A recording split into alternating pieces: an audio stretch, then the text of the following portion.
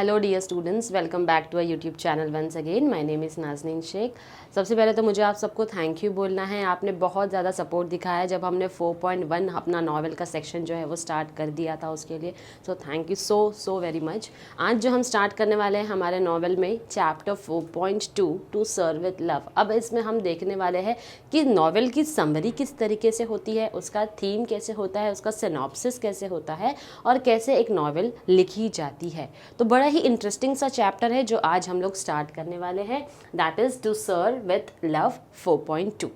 Okay, अब ये जो नावल है जो टू सर्व विथ लव के बारे में दिया हुआ है, एग्जैक्टली क्या है, ये किसके बारे में है। Now this is about Eustace Edward Ricardo Braithwaite. तो बेसिकली ये नाम से इनको क्या किया गया है, पूरी स्टोरी में इनका नाम ब्रेथवेट जो है वो लिखा गया है। Okay, now who exactly this person was, जिनको ER ब्रेथवेट भी बोला जाता है। He was a Guyanese born British American novelist. अब याद रखना, इनको इमिग्रेंट्स बोले जाते हैं क्योंकि इनकी पैदाइशी जो होती है कहीं और होती है, इनका बर्थ कहीं और हुआ है, ओरिजिन ऑफ कंट्री इनका कोई और होता है, लेकिन क्योंकि कुछ सालों से ये कहीं और किसी और देश में रह रहे हैं इसलिए उनको क्या माना जाता है, इमिग्रेंट्स माना जाता है। He was also a writer, a teacher, a diplomat, and best known for his stories of social conditions and racial discriminations against black people.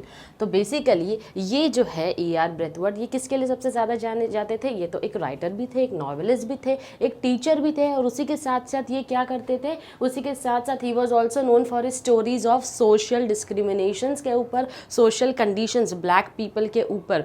वो हमेशा ब्लैक एंड वाइट पीपल के ऊपर जो डिफ्रेंशिएशन होता है, डिस्क्रिमिनेशन होता है, उसके ऊपर ये हमेशा क्या करते थे, स्टोरीज लिखा करते थे। तो उन स्टोरीज के लिए ER ब्रेथवेट जो है वो बहुत ज़्यादा फेमस थे।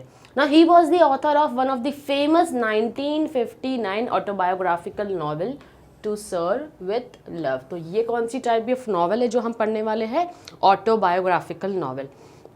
क्या होता है इस ऑटोबायोग्राफिकल नॉवल में? बेसिकली किसी इंसान की अपनी खुद की लाइफ की कहानी होती है, उन्हें हम कहते हैं autobiographical novel. He also wrote a kind of homecoming about his tour of Africa, A Choice of Straws, a novel set in London and Reluctant Neighbors. तो बेसिकली इन्होंने जो नॉवल लिखी है उसके नाम यहाँ पर दिए गए हैं, A Kind of Homecoming About His Tour of Africa का लाइक अपने घर वो वापस गए हैं, उससे related his tour was to Africa. A choice of straws जो उनकी नावल का नाम है, इसी के साथ साथ एक नावल है जिसका नाम है reluctant neighbours, a memoir and treatise about racism. तो ये जो नावल है वो रेसिज्म के ऊपर बात करती है। अब Braithwaite's numerous writings primarily deal with the difficulties of being an educated black man. अब ये जो इनके राइटिंग्स होती थी, जो सबसे ज़्यादा लिखा करते थे, कौन सी चीज़ों के ऊपर लिखा करते थे, द डिफ़िकल्टीज़ जो उन्होंने फेस किया था of being an educated black man. उसी के साथ साथ अ ब्लैक सोशल वर्कर भी थे, अ ब्लैक टीचर भी थे, and simply a human being who found himself in a set of inhuman circumstances। यानी उसी के साथ साथ ये ऐसे भी इंसान थे जो inhuman circumstances में, यानी ऐसे बुरे से बुरे वक्त भी इन्होंने देखा है जहाँ पर इनको कलर के बेसिस पर क्या किया जाता था, डिस्क्रिमिनेट किया जाता था। इसलिए ये जो भी चीज़ें लिखते थे और सबसे ज़्यादा जिन चीज़ों में डील करते थे तो इसलिए उनको माना जाता था किस चीज़ के लिए, अ black social worker, N educated black man, a black teacher, a human being who has found himself in inhuman circumstances। यानी बुरे से बुरे हालातों में भी वो किस तरीके से डील करते थे। अब टू सर्व विथ लव जो है ये एक ऐसी ऑटोबायोग्राफिकल नॉवल है, उनके जो नरेटर है यानी कि हम इनकी बात कर रहे हैं ER ब्रेथवेट, जो कि एक इंजीनियर रह चुके हैं। इंजीनियरिंग तो इन्होंने कर ली थी, लेकिन इंजीनियरिंग के साथ साथ इनका कई बार पॉसिबल नहीं होता था अपना पूरा खर्चा, जो अपनी पूरी नीड्स है उनको पूरा कर सके, तो इसीलिए उन्होंने क्या किया था, उसीलिए उन्होंने टीचिंग का जॉब जो है वो शुरू कर दिया था, job of a teacher in a rough east and school. यानी कि लंदन में एक ईस्ट एंड स्कूल हुआ करती थी। ये कैसी स्कूल है जहाँ पर ऐसे बच्चे आते थे जिनको उनके बैड बिहेवियर के लिए, बदतमीजियों के लिए, या फिर इल मैनर्ड होने की वजह से उनको क्या कर दिया जाता था, स्कूलों से निकाल दिया जाता था। तो ऐसे बच्चे जो इन स्कूलों से चले जाते थे उनको एडमिशन जो है वो लंदन ईस्ट एंड स्कूल उनमें दिया जाता था। Now at the beginning the narrator is ridiculed and bullied by the students. अब यहाँ पर क्या था, जो नरेटर है, जब इनिशियली उन्होंने अपना करियर स्टार्ट किया था एज अ टीचर, उनको स्टूडेंट्स ने बहुत ज़्यादा क्या किया था, बुली किया था, परेशान करते थे उनको, उनके साथ बदतमीजी भी किया करते थे। उसी के साथ साथ क्या हुआ, but later his calm demeanour, यानी कि उन्होंने अपना बिहेवियर जो है बच्चों के साथ काफ़ी ज़्यादा काम रखा, and desire to see them succeed gradually earn him the respect. लेकिन इसी के साथ साथ क्या हुआ, ये जो बच्चे उनके साथ में बदतमीज़ी करते थे, बुली करते थे, उनको परेशान किया करते थे, इन्होंने अपना बिहेवियर काफ़ी ज़्यादा काम रखा, रिस्पेक्ट के साथ बच्चों से बातें किया करते थे, जिससे कि उनका एक ड्रीम था कि मैं अपने बच्चों को सक्सेसफुल होता हुआ देखूं। इसीलिए क्या हो गया, बाद में उन बच्चों का बिहेवियर जो है इस टीचर की तरफ क्या हो गया, चेंज हो गया। तो ये एग्जैक्टली इस नॉवेल के अंदर दिया हुआ है जो हम पढ़ने वाले हैं। सो आई होप हमने देख लिया टू सर्व विथ लव, एक इंटरेस्टिंग सी नॉवल है जो ऑटोबायोग्राफिकल नॉवल है, जो E.R. ब्रेथवेट ने लिखी है, क्योंकि उन्होंने अपनी लाइफ में बहुत बार रेसिज्म देखा है, तो उसी से रिलेटेड हमेशा उनकी जो राइटिंग्स होती थी, स्टोरीज हुआ करती थी, वो ऐसे ही किसी सोशल इश्यूज़ के ऊपर हुआ करती थी। अब बढ़ते हैं हम आगे और देखते हैं। अच्छा, अब ये जो नॉवेल है, इस नॉवेल के अंदर जैसे हमने पढ़ा था, नॉवेल के अंदर क्या क्या चीज़ों का होना ज़रूरी है, एलिमेंट्स में थीम का होना ज़रूरी है, प्लॉट का होना ज़रूरी है, कैरेक्टर का होना ज़रूरी है, सेटिंग का होना ज़रूरी है, कॉन्फ्लिक्ट का होना ज़रूरी है और लैंग्वेज और स्टाइल का होना ज़रूरी है। तो हमने 6 एलिमेंट्स के बारे में पढ़ा था जो एक नॉवेल में होना ज़रूरी है। अब जो हम देखेंगे कैरेक्टराइजेशन का मतलब हमने क्या पढ़ा था, कैरेक्टर्स, जो कैरेक्टर्स सिलेक्ट होते हैं जिनके ऊपर बात हो रही है। अब उसमें भी हमने पढ़ा था मेजर कैरेक्टर्स होते हैं जिसके बारे में बात हो रही है, जो मेन कैरेक्टर है, जो हीरो है, उसके बारे में बात हो रही है, और उसके साथ साथ माइनर कैरेक्टर्स जो उनकी लाइफ स्टोरी का एक हिस्सा रहते हैं। तो ये सारे जो हमको दिए हुए हैं ये मेजर कैरेक्टर्स है। तो रिकी ब्रेथवेट जो कि नरेटर है, जो कि E.R. ब्रेथवेट की स्टोरी को नरेट करके बता रहे हैं। उसी के साथ साथ गिलियन ब्लैंचार्ड है, मिस डेल इवांस है, डेनहम है, पमेला डेर है और मिस्टर फ्लोरियन है। तो ये सारे क्या है हमारे, ये सारे मेजर कैरेक्टर्स है। अब इसी के साथ साथ माइनर कैरेक्टर्स भी हम लोग देखते हैं। तो ये सारे जो नाम हमको दिए हैं ये क्या है, हमारे माइनर कैरेक्टर्स है इस नॉवेल के अंदर। ओके, नाउ मूविंग अहेड, अब किसका क्या रोल रहा है ये तो हमको तभी पता चलेगा जब हम नॉवेल की तरफ बढ़ेंगे। तो आइए देखते हैं, हम देखते हैं समरी क्या दिया है इस नॉवेल का, समरी क्या कहती है हमें। Summary of the novel. Now, To Serve with a Love is a work of fiction based on the life of author, यानी कि एक फिक्शन बेस्ड, एक काल्पनिक है। अब काल्पनिक हम कब बोलते हैं ऑटोबायोग्राफिकल नॉवेल में, जब जगहों का नाम चेंज किया जाता है तब हम उनको काल्पनिक बोल सकते हैं। तो ये एक फिक्शन बेस्ड नॉवेल है on the life of the author E.R. Braithwaite. The main character E.R. Braithwaite जो है works as an engineer in an oil refinery. तो ये जो है एक ऑयल रिफाइनरी में क्या करते थे, एज एन इंजीनियर काम करते थे। ही served in the royal British air force in the war, यानी वॉर के टाइम पे ये रॉयल ब्रिटिश एयरफोर्स में भी काम किया करते थे। उसी के साथ साथ after the war being a black person he was unable to find employment. अब वॉर ख़त्म होने के बाद क्या हो गया, क्योंकि he was a black man, उनका स्किन टोन था, उसका कलर वैसा था, तो इसीलिए उनको क्या किया जाता था, उनको कहीं पर भी एम्प्लॉयमेंट नहीं मिलता था। एज अ लास्ट रिसोर्ट, यानी कि लास्ट उनके पास कोई ऑप्शन नहीं बचा, he applied in a school to become a teacher. तो क्या हो गया यहाँ पर, क्योंकि उनके पास कोई ऑप्शन नहीं था, कहीं पर उनको अपने स्किन कलर की वजह से जॉब नहीं मिल रही थी, रेसिज्म हो रहा था, तो उन्होंने क्या किया, एक स्कूल में टीचर की जॉब के लिए अप्लाई कर दिया। Surprisingly he is accepted eight the Greenslade school in London East and, यानी कि ये जो है ये आपका क्या है, ये स्कूल का नाम है ग्रीन स्लेट स्कूल, जो कि लंदन ईस्ट एंड में है। And is set to teach the senior classes of the students, यानी कि उन्होंने अप्लाई किया था स्कूल में पढ़ाने के लिए, तो उनका एप्लीकेशन क्या हो गया, एक्सेप्ट हो गया एप्लीकेशन। तो कहाँ पर एक्सेप्ट हुआ उनका एप्लीकेशन, ग्रीन स्लेट स्कूल में, जहाँ पर उनको सीनियर क्लासेस, यानी कि जैसे हमारे यहाँ होता है प्राइमरी सेकेंडरी, वैसे सीनियर क्लासेस जो होते हैं उनको पढ़ाने का उनको वहाँ पर क्या मिला, मौका मिला। Now, while reading the novel, we have to understand that the time period, अब बात हो रही है यहाँ पर सेटिंग की। सेटिंग का मतलब क्या होता है, बैकग्राउंड ऑफ द स्टोरी, जो प्लेस, पीरियड, टाइम की हम बात कर रहे होते हैं। तो यहाँ पर time period in which the story takes place is very important. तो यहाँ पर क्या ज़रूरी है, जो टाइम पीरियड जबकि स्टोरी की बात हो रही है वो टाइम पीरियड जो है वो बहुत ज़्यादा ज़रूरी है। Braithwaite finds that even though he considers himself British and has served in the Royal Air Force, the English do not consider him to be one of them। यानी कि यहाँ पर क्या बोला जा रहा है, उन्होंने वॉर लड़ा था, एयरफोर्स में थे, ब्रिटिश के रॉयल ब्रिटिश एयरफोर्स में काम किया था, वॉर में लड़ाई में उनका साथ दिया था, बावजूद इसके हम लोग क्या कंसिडर करते थे कि वो हमारा साथी नहीं है, क्योंकि वो गोरे थे, तो उनको ऐसा लगता था ये हमारे बीच में कैसे आ सकता है, ये हमारा साथी, ये हमारे लेवल पे नहीं आ सकता है, right. Now, the English do not consider him to be one of them. This makes Braithwaite bitter about the English and the colonialism as well as about his white students. तो इसकी वजह से क्या हो गया था, उनके अंदर एक खटास आ गई थी, खट्टापन आ गया था। किसके लिए आ गया था? ब्रिटिशर्स के लिए, कि इतना उन्होंने लड़ाई किया उनके लिए, उनकी मदद की, हेल्प की, बावजूद इसके वो लोग क्या कर रहे थे? कॉलोनियलिज्म भी आ गया था। लेकिन वो लोग क्या करते, उनको अपना मानने तैयार ही नहीं थे। As well as about his white students, तो अपने जो वाइट स्टूडेंट्स थे उनके लिए भी उनके दिल में थोड़ी सी बिटरनेस जो है वो आ गई थी। Next, Braithwaite's teaching position starts out roughly and he is embarrassed time and again. अब उनका टीचिंग जो है वो शुरू हो चुका था, बच्चों को पढ़ाने का दौर जो है वो शुरू हो गया था, लेकिन उसी के साथ साथ वो क्या थे, काफ़ी ज़्यादा एम्बेरस भी हुआ करते थे। क्यों? बिकॉज वहाँ पर स्टूडेंट्स जो थे उनका बिहेवियर गलत हुआ करता था। कैसा बिहेवियर था उनका? ही कंसिडर्स ही स्टूडेंट्स डिसरिस्पेक्टफुल, यानी बच्चे जो थे वो डिसरिस्पेक्टफुल थे, इल मैनर्ड थे, बदतमीजी किया करते थे, एंड मिस्चीवियस, यानी बहुत ज़्यादा मस्तीखोर बच्चे थे वो। While his students consider him to be an arrogant outsider unfamiliar with the social environment in which they have grown up. अब यहाँ पर बच्चे उनके बारे में क्या सोचते थे? पहले तो स्टूडेंट्स के बारे में क्या सोचते थे? ब्रेथवेट सोचते थे कि बच्चे जो है वो काफ़ी ज़्यादा डिसरिस्पेक्टफुल है, इल मैनर्ड है, मिस्चीवियस है। अब बच्चे उनके बारे में क्या सोचते थे? ये जो हमारा टीचर है जो कि बाहर से आया, ये कोई एरोगेंट है, कोई बहुत ही ज़्यादा एरोगेंट है, बहुत ही ज़्यादा गुस्से वाला है। उसी के साथ साथ अनफेमिलियर था, यानी कि उनको लगता था हम जो एनवायरनमेंट में पैदा हुए, पले बड़े हैं, उससे ये टीचर क्या समझेगा कि हम तो अलग ही एनवायरनमेंट में रहे हैं, पले बड़े हैं, तो ये टीचर जो है वो हमको नहीं समझेगा। The students harass him from day one. अब स्टूडेंट्स क्या करते थे? उस टीचर को हरास किया करते थे।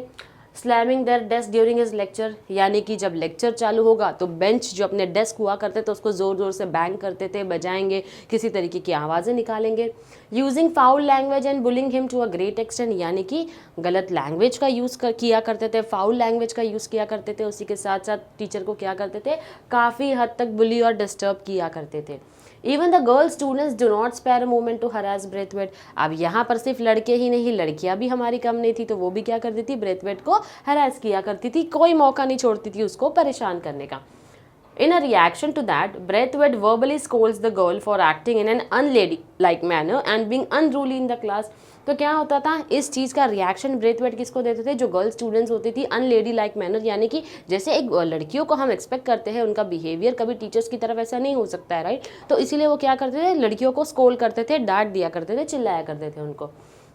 When he understands that his outburst has not gained him any respect and cooperation from the students, he changes in his teaching and handling techniques. तो यहाँ पर क्या होता था? अब उनको तो पता चल गया था कि मेरे चिल्लाने से, मेरे डांटने से बच्चों के बिहेवियर में कोई चेंज नहीं आने वाला है, वो तो डिसरिस्पेक्टफुल है, मस्ती करेंगे, मुझे परेशान करेंगे, बुली करेंगे। तो ब्रेथवेट ने क्या किया? अपने टीचिंग मेथड को थोड़ा थोड़ा चेंज करने की कोशिश की, थोड़ी न्यू स्ट्रैटेजीज लेकर आ गए। उससे क्या होगा? उससे बच्चे जो है वो कहीं ना कहीं वो सोचते हैं कि शायद ये जो है मेरी एक स्ट्रैटेजी न्यू बना दूँ मैं, जिससे कि बच्चे जो है वो मेरी तरफ अट्रैक्ट हो जाए और अट्रैक्ट होकर शायद मेरी बातें सुनने लग जाए, मेरी रिस्पेक्ट करने लग जाए। फिर he decides to interact with them as though they are adults and respectable persons. अब वो क्या सोचते हैं कि मैं उनसे इस तरीके से बिहेव करूँगा जैसे कि वो कोई बहुत ही मैं बड़े और रिस्पेक्टेबल इंसान से बात कर रहा हूँ।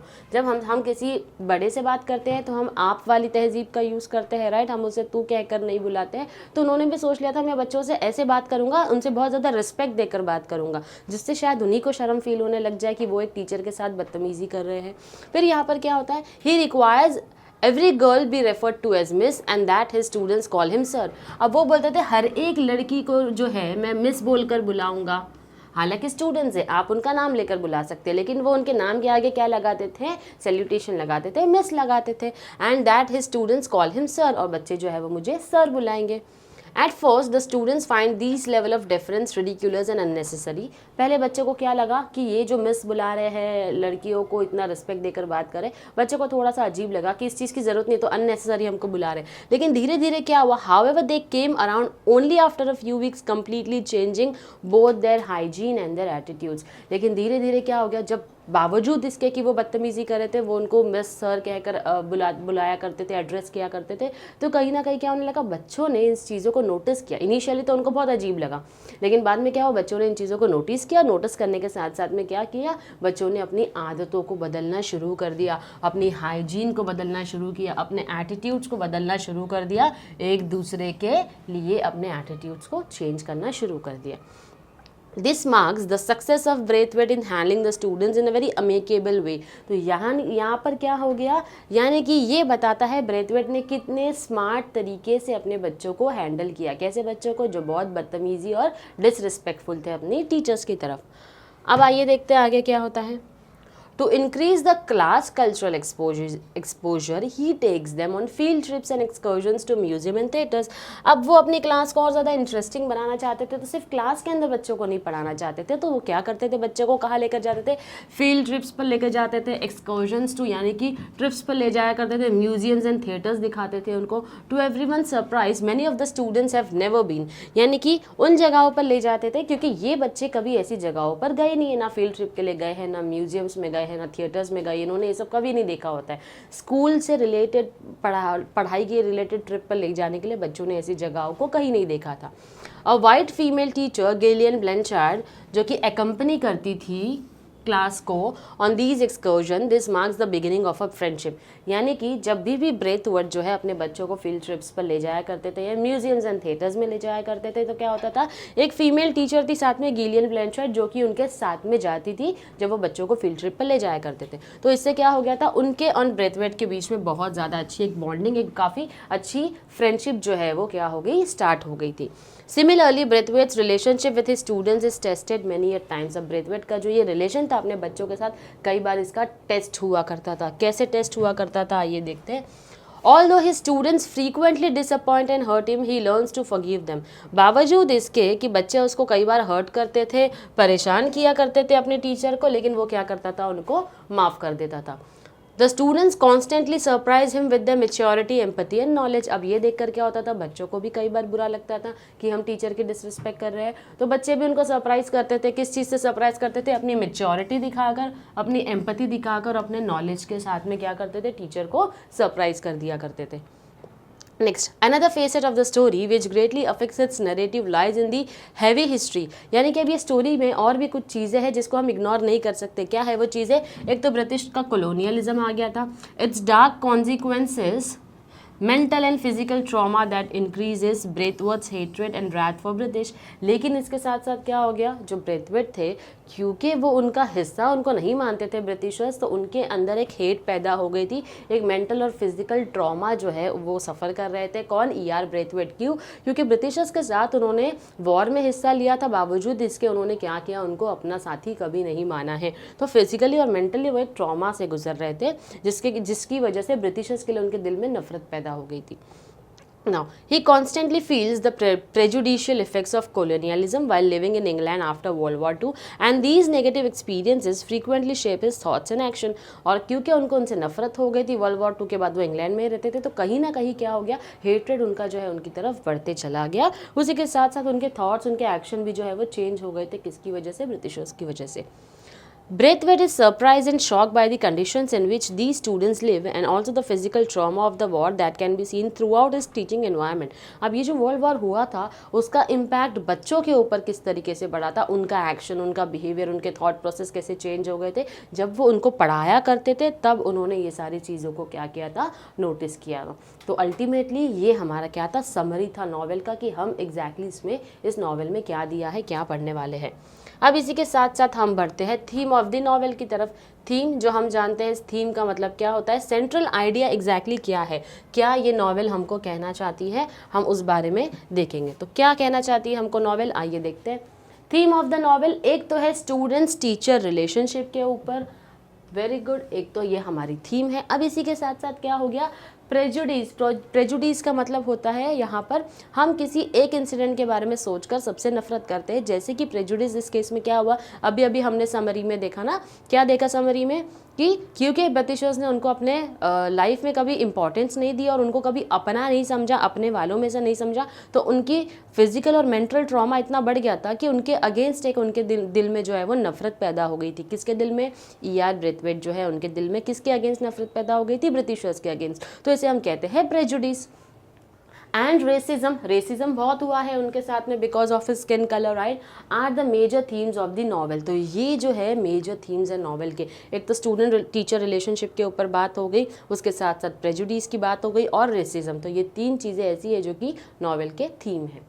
आइए देखते हैं और इस थीम में क्या है। E.R. Braithwaite gets a job of a teacher in a rather rough and notorious school. यानी कि अब थीम में हम क्या लिखेंगे, हम एग्जैक्टली बताएंगे। अब हम ये पढ़ रहे हैं कि थीम कैसे लिखी जाती है। समरी हमने देख ली, समरी में ओवरऑल एक जिस्ट दिया था कि कैसे उन्होंने अपना करियर स्टार्ट किया, किस तरीके की परेशानियां देखी, धीरे धीरे कैसे चीज़ें उन्होंने चेंज की। अब यहाँ पर जो थीम है, थीम हमको क्या बता रहा है कि किस तरीके का सेंट्रल आइडिया क्या था इस पूरी नॉवेल का। उसी के साथ साथ वो एक जॉब मिलती है उनको टीचर की, जहाँ पर रफ और नोटोरियस स्कूल थी, यानी कि बच्चे वहाँ पर काफ़ी मस्तीखोर हुआ करते थे। He finds that students belong to a background that is not suitable for learning. यानी कि वो एक ऐसे बैकग्राउंड में गए जहाँ पर बच्चों को लगता था कि सिर्फ लर्निंग से हमारा कुछ नहीं होने वाला है, ओवरऑल डेवलपमेंट एंड प्रोग्रेस जो है वो सिर्फ और सिर्फ पढ़ाई से पूरी नहीं होने वाली।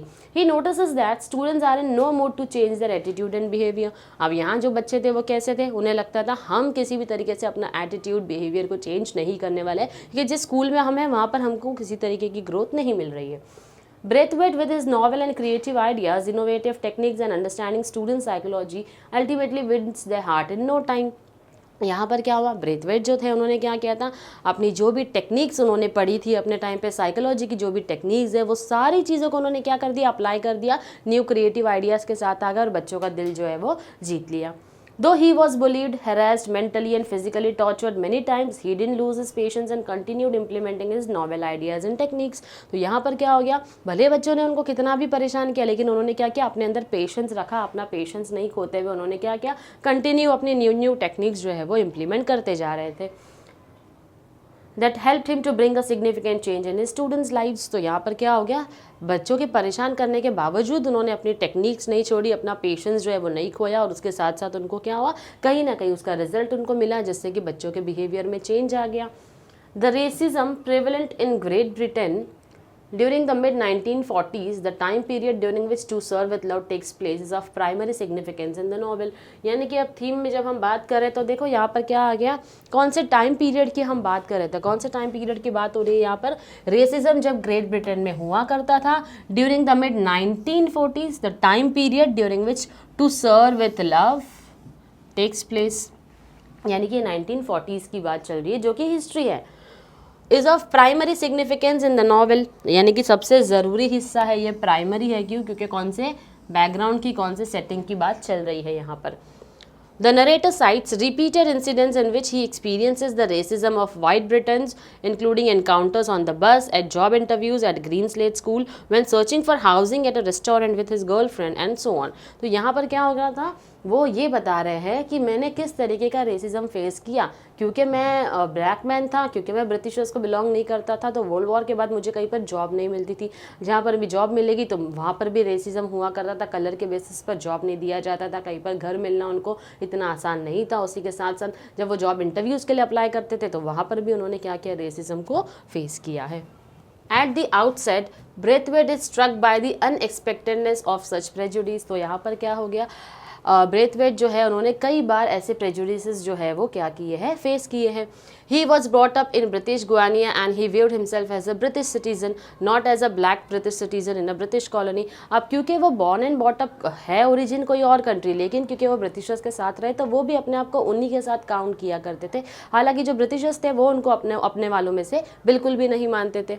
When he served Great Britain in the Royal Air Force that gave him respect and esteem in the society, the day he left the job he finds himself to be an outsider. यानी कि जब वो great Britain में royal air force में हुआ करते थे Britishers के साथ में, जब वॉर तक उन्होंने क्या किया, ब्रिटिशर्स का साथ दिया, लेकिन जैसे ही वॉर खत्म हो गया उन्होंने अपनी जॉब जो है वो वहाँ से छोड़ दी, तो उनको क्या कंसिडर किया जाता था, एक आउटसाइडर कंसिडर किया जाता था। Now Braithwaite's extensive experience and education was of no use in job interviews. अब बावजूद इसके कि उनको ब्रिटिश एयरफोर्स में काम करने एक्सपीरियंस रहा है, वो किसी भी काम की नॉलेज, किसी भी काम की वो चीज़ बिल्कुल भी नहीं थी जब वो जॉब इंटरव्यूज़ के लिए अप्लाई किया करते थे। Where he is inform that job has already been filled और he is over qualified for it. तो उनको क्या कहकर रिजेक्ट कर दिया जाता था, या तो वो पोजीशन फिल हो गई है या तो वो ओवर क्वालिफाइड है, यानी कि हमको इतनी ज़्यादा क्वालिफिकेशन नहीं चाहिए उस जॉब के लिए। This heightens Braithwaite's sense of betrayal for the British. अब इससे क्या हो गया, उनके दिल में बिट्रेयल आ गया। बिट्रेयल का मतलब होता है किसी ने उनको क्या किया, बिट्रे दिया, धोखा दिया। Interestingly, he never lashes out physically and only rarely does he do so verbally. यानी कि वो यहाँ पर किसी को फिजिकली तो कभी उन्होंने टॉर्चर नहीं किया, लेकिन अगर ज़्यादा से ज़्यादा बोल भी देते थे तो वर्बली किसी को पलट कर जवाब दे दिया करते थे। He exhibits patience endurance at times, यानी कि कई बार वो पेशेंस अपने अंदर ज़्यादा रखते थे, and at others he describes the way the rage inside him is transforming into hatred so strong that he desires to hurt those who treat him unfairly. कई बार उनको क्या लगता था, हेट्रेड तो उनके दिल में आ चुकी थी, किसी को जाहिर करके वर्बली तो नहीं बता पाते थे वो, लेकिन कई बार ऐसा भी होता था कि वो क्या सोचते थे कि किसी को मैं बोलूँ कि क्या फील होता है जब कोई हमको हर्ट करता है। As a result of such experiences Braithwaite finds the students at the Greenslade school to be a bit notorious and rough in behaviour. अब इसकी वजह से क्या होता था, ग्रीन स्लेट स्कूल में जब वो गए थे तो बच्चों का बिहेवियर उनको बिल्कुल भी अच्छा नहीं लगता था, बदतमीजी किया करते थे, नोटोरियस थे, मस्तीखोर थे। But proper care and treatment all the students would surely achieve success and desired goals in the life. बावजूद इसके कि बच्चे उनके साथ में मिसबिहेव करते थे, टीचर ने क्या किया, उनके साथ में हमेशा अच्छा बिहेवियर रखा, काम बिहेवियर रखा, अपनी न्यू न्यू टेक्निक्स अप्लाई की जिससे कि क्या हो सके, बच्चों का बिहेवियर जो है वो चेंज हो सके, और उसी के साथ साथ हर एक बच्चा जो है वो जो भी लाइफ में सोचता है वो क्या करे, डिजायर्ड रिजल्ट, डिजायर्ड गोल जो है उनका वो अचीव कर सके। वो निकाला है इस नॉवेल में से, to sir with love. Okay, now this is how we are exactly going to start with the novel. Now chapter 17 जो कि उनकी ऑटोबायोग्राफी है उसमें से लिखा हुआ है to sir with love. Okay, the half yearly report of the students council was on November 15th, यानी कि हाफ ईयरली स्टूडेंट को जो रिपोर्ट सबमिट करनी होती है स्टूडेंट काउंसिल की, वो कभी होती है, November 15 को सबमिट करनी थी। तो यानी कि यहाँ पर पास्ट में बात चल रही है, इसलिए उन्होंने क्या किया, वहाँ का डेट और मंथ जो है वो मेंशन किया है। And was one of the important days in the calendar of green slate school. अब ये इंपॉर्टेंट डे है स्कूल में, क्यों, क्योंकि स्टूडेंट काउंसिल्स की रिपोर्ट जो होती है वो सबमिट होती है। I had heard quite a deal about these occasions and become as excited as the children as the day approach. हम नरेटर बोल रहे हैं क्योंकि ये दिन बहुत स्कूल के लिए ज़रूरी था, तो स्कूल के साथ साथ बच्चों के लिए भी ज़रूरी था, इसलिए वो भी काफ़ी ज़्यादा क्या थे, एक्साइटेड थे। It was entirely their day, यानी कि किसका दिन था, बच्चों का दिन था। क्यों, क्योंकि arrange, presented and control by them, यानी कि ये जो अरेंजमेंट होती थी ये सारी की सारी किसकी तरफ से होती थी, जो स्टूडेंट काउंसिल हुआ करते थे उनकी तरफ से अरेंजमेंट होती थी। I observe the activities of my class as they prepared for it, noting with the pride the business like way in which task were allocated and fitted into a neat programme. अब ये जो थे narrator जो है, author जो है, वो क्या बोलते हैं कि मैं हर एक चीज़ को क्या कर रहा था, ऑब्जर्व कर रहा था, किस तरीके से मेरे बच्चे प्रिपरेशन कर रहे हैं, कितना मेहनत कर रहे हैं उसके पीछे। जैसे बिजनेसेस में प्रेजेंटेशंस होते हैं, बिजनेसमैन कैसे बिहेव करते हैं, सिमिलरली हमारे बच्चे भी वैसे ही बिहेव कर रहे थे, क्योंकि एक एक टास्क, एक एक ड्यूटी क्या कर दी गई थी, बच्चों के बीच में एलोकेट कर दी गई थी। There were whispered conferences with members of other classes in the arrangement of it. Whispered conferences यानी कि बच्चे अब आपस में दूसरी क्लासेस के बच्चों से भी बात कर रहे थे, देख रहे थे हर किसी की प्रिपरेशन किस तरीके से चल रही है। On that day there was no assembly. अब उस दिन स्कूल में किसी तरीके का मॉर्निंग में असेंबली नहीं था। The children arrived smartly dressed and polished, यानी कि जो बच्चे जब आए तो कैसे आए वो लोग, बच्चे जब आए वो बहुत ही स्मार्टली ड्रेस थे, अच्छे से कपड़े पहने थे, उन्होंने प्रेस किए हुए कपड़े पहने थे, पॉलिश्ड थे एकदम सर से पाँव तक, खुद को जैसे एक स्टूडेंट को आना चाहिए वेल मैनर के साथ साथ वैसे आए थे। And miss Joseph and Denham who seemed to be the important officials for the occasion moved about among their colleagues ensuring that each one was ready to play his or her part। यानी कि अब miss Denham जो है और Miss Joseph जो है ये भी क्या करने आए थे, ये भी अपनी पूरी तैयारी के साथ में आ गए थे। A bell was rung at 10 AM and everyone trooped into the auditorium to sit together। अब सुबह 10 बजे जो है मॉर्निंग में क्या होती है, बेल रिंग होती है, एवरीवन ट्रूप्ड यानी कि सारे का सारा झुंड जो है, ग्रुप जो है बच्चों का एक साथ आ गया, कहाँ आकर बैठ गए, सब ऑडिटोरियम में आकर बैठ गए। Now, Miss Joseph and Denham, the two most senior students, sat on the stage। अब दो जो बच्चे हैं, मिस जोसेफ है और कौन है, डेनहम है, ये दोनों कौन है, सीनियर स्टूडेंट्स हैं, तो ये आकर स्टेज पर बैठ गए। One on each side of mister Florian, तो मिस्टर फ्लोरियन बीच में है और यहाँ पर मिस जोसेफ और डेनहम जो है वो आकर बैठ गए हैं। One on each side of mister Florian कौन है, वो as soon as everyone was seated in silent stood and addressed the school, यानी कि मिस्टर फ्लोरियन ने क्या किया, एड्रेस किया स्कूल को, एड्रेस किया यानी कि जिन्होंने स्पीच के साथ में शुरुआत की, जिन्होंने उस पूरे ओकेजन की शुरुआत की। He spoke at length reiterating the aims and policy। spoke at length यानी कि थोड़ा सा उनकी स्पीच जो थी वो लंबी थी, reiterating यानी कि बार बार चीज़ें रिपीट कर रहे थे, किसके बारे में, एम्स और पॉलिसी जो है स्कूल की उसके बारे में। And of the important contribution each child could make to the furtherance of those aims, यानी कि हर एक बच्चे का कॉन्ट्रीब्यूशन, जितने भी आप सजेशंस दोगे, जो भी रिपोर्ट सबमिट करोगे, तो स्कूल को आगे बढ़ाने में वो कितनी इंपॉर्टेंस रखती है, ये उन्होंने क्या किया अपने स्पीच में बताया है। He gave praise praise wherever it was indicated, यानी कि जहाँ पर ज़रूरत पड़ी वहाँ पर उन्होंने बच्चों की तारीफ़ें भी की, but insisted that there was yet a great deal to be done, लेकिन तारीफ़ें करने के साथ साथ ये भी बताया कि अभी भी हमारी और अच्छी से बातें होना बाकी है by themselves towards a general improvement in conduct, cleanliness and the pursuit of knowledge. Conduct का मतलब होता है आज भी ज़रूरत है किन चीज़ों की, कंडक्ट यानी कि बिहेवियर की ज़रूरत है, क्लीनलीनेस साफ सफाई की ज़रूरत है, और नॉलेज को और ज़्यादा कैसे बढ़ाया जाए इन सारी चीज़ों की आज भी ज़रूरत है। As I listened I realise that this man was in no way remote from his school. तो यहाँ पर बोला जा रहा है जैसे ही उन्होंने सुना, उन्होंने क्या रियलाइज़ किया, this man was in no way remote from school, वो कभी अपने स्कूल से दूर नहीं थे। His remarks all show that he identified himself with it and every one in it, यानी कि इनके जो भी रिमार्क्स है, जो भी वो बोल रहे हैं, वो क्या बताया जा रहा है, उससे क्या समझ में आ रहा है कि हर कोई क्या है, स्कूल का एक हिस्सा है। He then wished them success with the council meeting and left the stage to tremendous applause। अब जैसे ही उनकी स्पीच खत्म हो गई, किसकी स्पीच चल रही है अब तक, मिस्टर फ्लोरियन की स्पीच खत्म हो गई, तो वो क्या किया, सबको ऑल द बेस्ट उन्होंने विश किया, बेस्ट ऑफ लक विश कर दिया। काउंसिल मीटिंग के स्टेज से हटकर वो क्या चले गए, वहाँ से हट गए, एंड विद अ ट्रेमेंडस अपलॉज, यानी कि लोगों की वहाँ पर क्या चल रही थी, उनके लिए जैसे हमारे स्पीकर की स्पीच खत्म होती तो हम सब तालियां बजाते, तो उनके लिए जो है वो क्या हो रहा था, तालियां बज रही थी।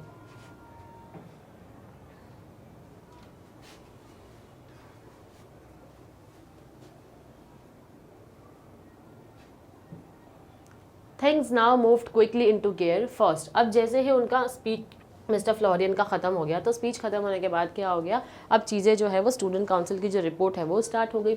Things now moved quickly into gear, अब शुरुआत हो गई। First miss Joseph stood up and gave a short explanation of the councils purpose and it's activity. तो यहाँ पर क्या हुआ, मिस जोसेफ जो है वो खड़े हो गई, खड़े होकर उन्होंने क्या किया, एड्रेस किया, क्या बताया उन्होंने, काउंसिल का पर्पस क्या है, आज जो स्टूडेंट काउंसिल की मीटिंग रखी गई है, क्यों रखी गई है, और क्या एक्टिविटीज़ उसके अंदर परफॉर्म होने वाली है। Each class would report through its representative, हर एक क्लास का एक रिप्रेजेंटेटिव होगा, यानी एक क्लास जैसे कि 9th स्टैंडर्ड या 10th स्टैंडर्ड, तो हर एक बच्चा उसमें से नहीं बोलेगा, उस पूरी क्लास का एक रिप्रेजेंटेटिव होगा जो उनके बिहाफ पर क्या करेगा, बात करेगा। On the studies positive during the half year which began after Easter, यानी कि ईस्टर खत्म होने के बाद जैसे ही वहाँ पर उनका पढ़ाई का सेशन जो है वो शुरू हो गया, तो हाफ ईयरली रिपोर्ट हर एक बच्चा जो है वो खड़े रहकर वहाँ पर वो एक स्टूडेंट रिप्रेजेंटेटिव बताएगा। अब representative having been chosen for each subject, तो हर एक सब्जेक्ट के लिए एक एक रिप्रेजेंटेटिव को सिलेक्ट किया गया है। When all the classes have completed their reports, a panel of teachers would be invited to occupy the stage।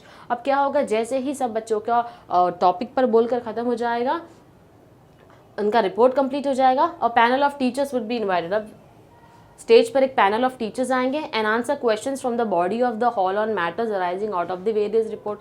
अब जो भी रिपोर्ट बनेगी उस रिपोर्ट में से जो भी क्वेश्चन आंसर पूछे जाएंगे, तो ये क्वेश्चंस पूछे जाएंगे बेसिकली, तो उसका आंसर ये पैनल ऑफ टीचर्स को देना होगा। The selection of the panel as with everything else was entirely at the discretion of the children and no members of the staff knew either how many or which teachers would be invited to sit. अब ये जो panel teachers का select किया जाएगा, ये कोई school authorities नहीं select करने वाली। कौन सिलेक्ट करने वाला है ये पैनल बच्चे ही सिलेक्ट करने वाले हैं। यहाँ तक कि टीचर्स को भी नहीं पता था कि कौन सा टीचर स्टेज पर आकर बैठेगा, उस पैनल का मेंबर होगा जो वहाँ पर बैठकर क्या करेगा, बातें करेगा और बच्चों के क्वेश्चन का आंसर करने वाला है। Now the reports began with the lowest और यंगेस्ट क्लास फर्स्ट। तो रिपोर्ट जो है वो कैसे चालू होगी, सबसे पहले लोवेस्ट क्लासेस जो है उन्होंने स्टार्ट की। These were mainly 12-year-olds who had joined the school the previous summer। ये 12 साल के बच्चे जिन्होंने प्रीवियस समर में ही क्या की है, स्कूल जो है वो ज्वाइन की है। Most of them were shy and rather frightened at standing up before the entire school, but nevertheless they managed it creditably। They had been newly introduced to the difficulties of seeking information for themselves, so the report was understandably rather short। अब क्योंकि ये जो lowest, ये जो young बच्चे जो हुआ करते थे ये थे, तो ये बच्चे के होने की वजह से क्या हो गया, अब इन्होंने लास्ट समर में ही स्कूल ज्वाइन किए, तो इन्हें इतना ज़्यादा नॉलेज नहीं था स्टेज के सामने खड़े रहकर लोगों से बात करने का, इंटरेक्ट करने का। तो कुछ बच्चे डर भी गए थे, लेकिन धीरे धीरे उन्होंने क्या किया, जैसे यहाँ जब अपनी रिपोर्ट सबमिट करने लग गए, बोलने लग गए, तो उन्होंने स्टेज पर अपने उस डर को कंट्रोल कर लिया और हर एक चीज़ को क्या किया, मैनेज कर लिया। उसी के साथ साथ इनकी जो रिपोर्ट हुआ करती थी इट वॉज रैदर शॉर्ट, क्योंकि उनके लाइफ में नहीं, मतलब स्कूल में ये पहली बार ये चीज़ थी उनके लिए, तो उनकी रिपोर्ट जो है वो थोड़ी सी शॉर्ट हुआ करती थी। Now class after class was represented and it was obvious that each succeeding term there was a marked development. अब क्लास बाय क्लास क्या होता था, एक एक क्लास से रिप्रेजेंटेटिव आएंगे, एक एक सब्जेक्ट के रिप्रेजेंटेटिव होंगे जो सब्जेक्ट के ऊपर बात करने वाले हैं. It was obvious that each succeeding term, यानी कि जैसे जैसे एक एक टर्म गुजर रहा है, हर एक टर्म के गुजरने पर क्या होगा, एक डेवलपमेंट होगा. यानी जो एक 5th स्टैंडर्ड का बच्चा बात करेगा, सिमिलर तरीके से 6th स्टैंडर्ड का बच्चा बात नहीं करेगा. एक डेवलपमेंट, एक ग्रोथ, एक मेच्योरिटी दिख कर आएगी बच्चों के अंदर. तो सिमिलरली क्या होने लग गया यहाँ पर, इन दर एबिलिटी टू एक्सप्रेस देमसेल्फ, यानी कि उनका डेवलपमेंट किस तरीके से बढ़ रहा है ये तब पता चलता है जब वो अपने आप को एक्सप्रेस कर पाते हैं किसके सामने, ऑडियंसेस के सामने. Much of the work was rather elementary but to them it loomed large, यानी कि बहुत सारा काम तो एलिमेंट्री था, स्कूल से रिलेटेड, उनके कोर्स वर्क से रिलेटेड इन्फॉर्मेशन थी, लेकिन कई बार क्या होता था, because they understood it and something of its relationship to them, लेकिन बच्चों को कई बार समझ में आता था हमने जो कुछ भी पढ़ा है, how it is connected to us. Throughout all the reports, the emphasis was on what they understood rather than on what they were expected to learn. जो भी रिपोर्ट थी उसमें यही बताना है बच्चों को कि बच्चों ने क्या सीखा है, बच्चों से क्या उम्मीद की गई थी सीखने की, वो फोकस नहीं है. किस चीज़ पे फोकस है कि बच्चों ने एग्जैक्टली सीखा क्या है, उनकी रिपोर्ट्स में उनको बताना होता था. When the turn of my class came, यानी कि अब जब ऑथर के क्लास की टर्न आ गई जो कि उनकी सीनियर क्लास होती थी, आई सैट अप एंक्शियसली. अब एक टीचर को भी एंग्जाइटी होने लग जाती कब, जब उनका बच्चा स्टेज पर खड़े रहकर बात करने लग रहा है. From the list he held in his hands, Denham called out the names of the representatives together with the subjects on which they would report. अब उनकी क्लास में जो डेनहम था, जो कि उस क्लास का रिप्रेजेंटेटिव है, तो डेनहम ने क्या किया, एक एक बच्चों को बुलाना शुरू कर दिया और सब्जेक्ट के नाम बता दिए कि कौन सा स्टूडेंट किस सब्जेक्ट के ऊपर रिपोर्ट जो है वो देने वाला है. तो जैसे पॉटर को बोला गया एरिथमेटिक के लिए, सैपियानो को बुलाया गया नेचर स्टडी के लिए, मिस पेगन जैक्सन ने ज्योग्राफी के ऊपर बात की, मिस डैरन फोनमैन ने फिजियोलॉजी के ऊपर बात की, मिस डॉड ने हिस्ट्री पे बात की, डेनहम ने पीटी और गेम्स पे बात की, मिस जोसेफ ने डोमेस्टिक साइंस के ऊपर बात की. यानी कि इन सारे सब्जेक्ट्स के ऊपर इन सारे स्टूडेंट्स ने क्या किया है, अपनी रिपोर्ट को सबमिट किया है. I felt terribly pleased and proud to see the confident courtesy with which Denham used the term miss in addressing each of the senior girls. यानी कि यहाँ पर क्या हो गया, जो ऑथर है वो बोल रहे मुझे बहुत ही अच्छा लगा जब डेनहम जो है उन्होंने हर एक लड़की के बारे में जब उनका नाम ले रहे हैं, उनको बुला रहे हैं, तो मिस करके उनको एड्रेस कर रहे हैं सीनियर गर्ल्स को. I felt sure that this would in itself be something for the younger ones to aim at, a sort of badge of young adulthood. यानी कि जब आप सीनियर गर्ल्स को मिस करके एड्रेस कर रहे हो, उनके नाम के आगे ऐसे बुला रहे हो, तो ये एक चीज़ सीखने वाली है. किसके लिए सीखने वाली है, जो लोअर क्लास के बच्चे हैं उनके लिए सीखने वाली है कि किस तरीके से आपको किसी को रिस्पेक्टफुली बुलाना है. As their names were called, they walked up to the stage and took their seats with commendable gravity. तो यहाँ पर क्या बोला जा रहा है, जैसे जैसे इन बच्चों का नाम बुलाया गया तो उनको क्या लगा, हर कोई प्राउडली आने लग गया स्टेज पर बातें करने के लिए. Miss Joseph then gave a short address. अब जोसेफ ने क्या किया, उन्होंने एक शॉर्ट एड्रेस यानी कि अपनी क्लास से रिलेटेड एक शॉर्ट इन्फॉर्मेशन जो है वो शेयर कर दी ऑडियंस के साथ.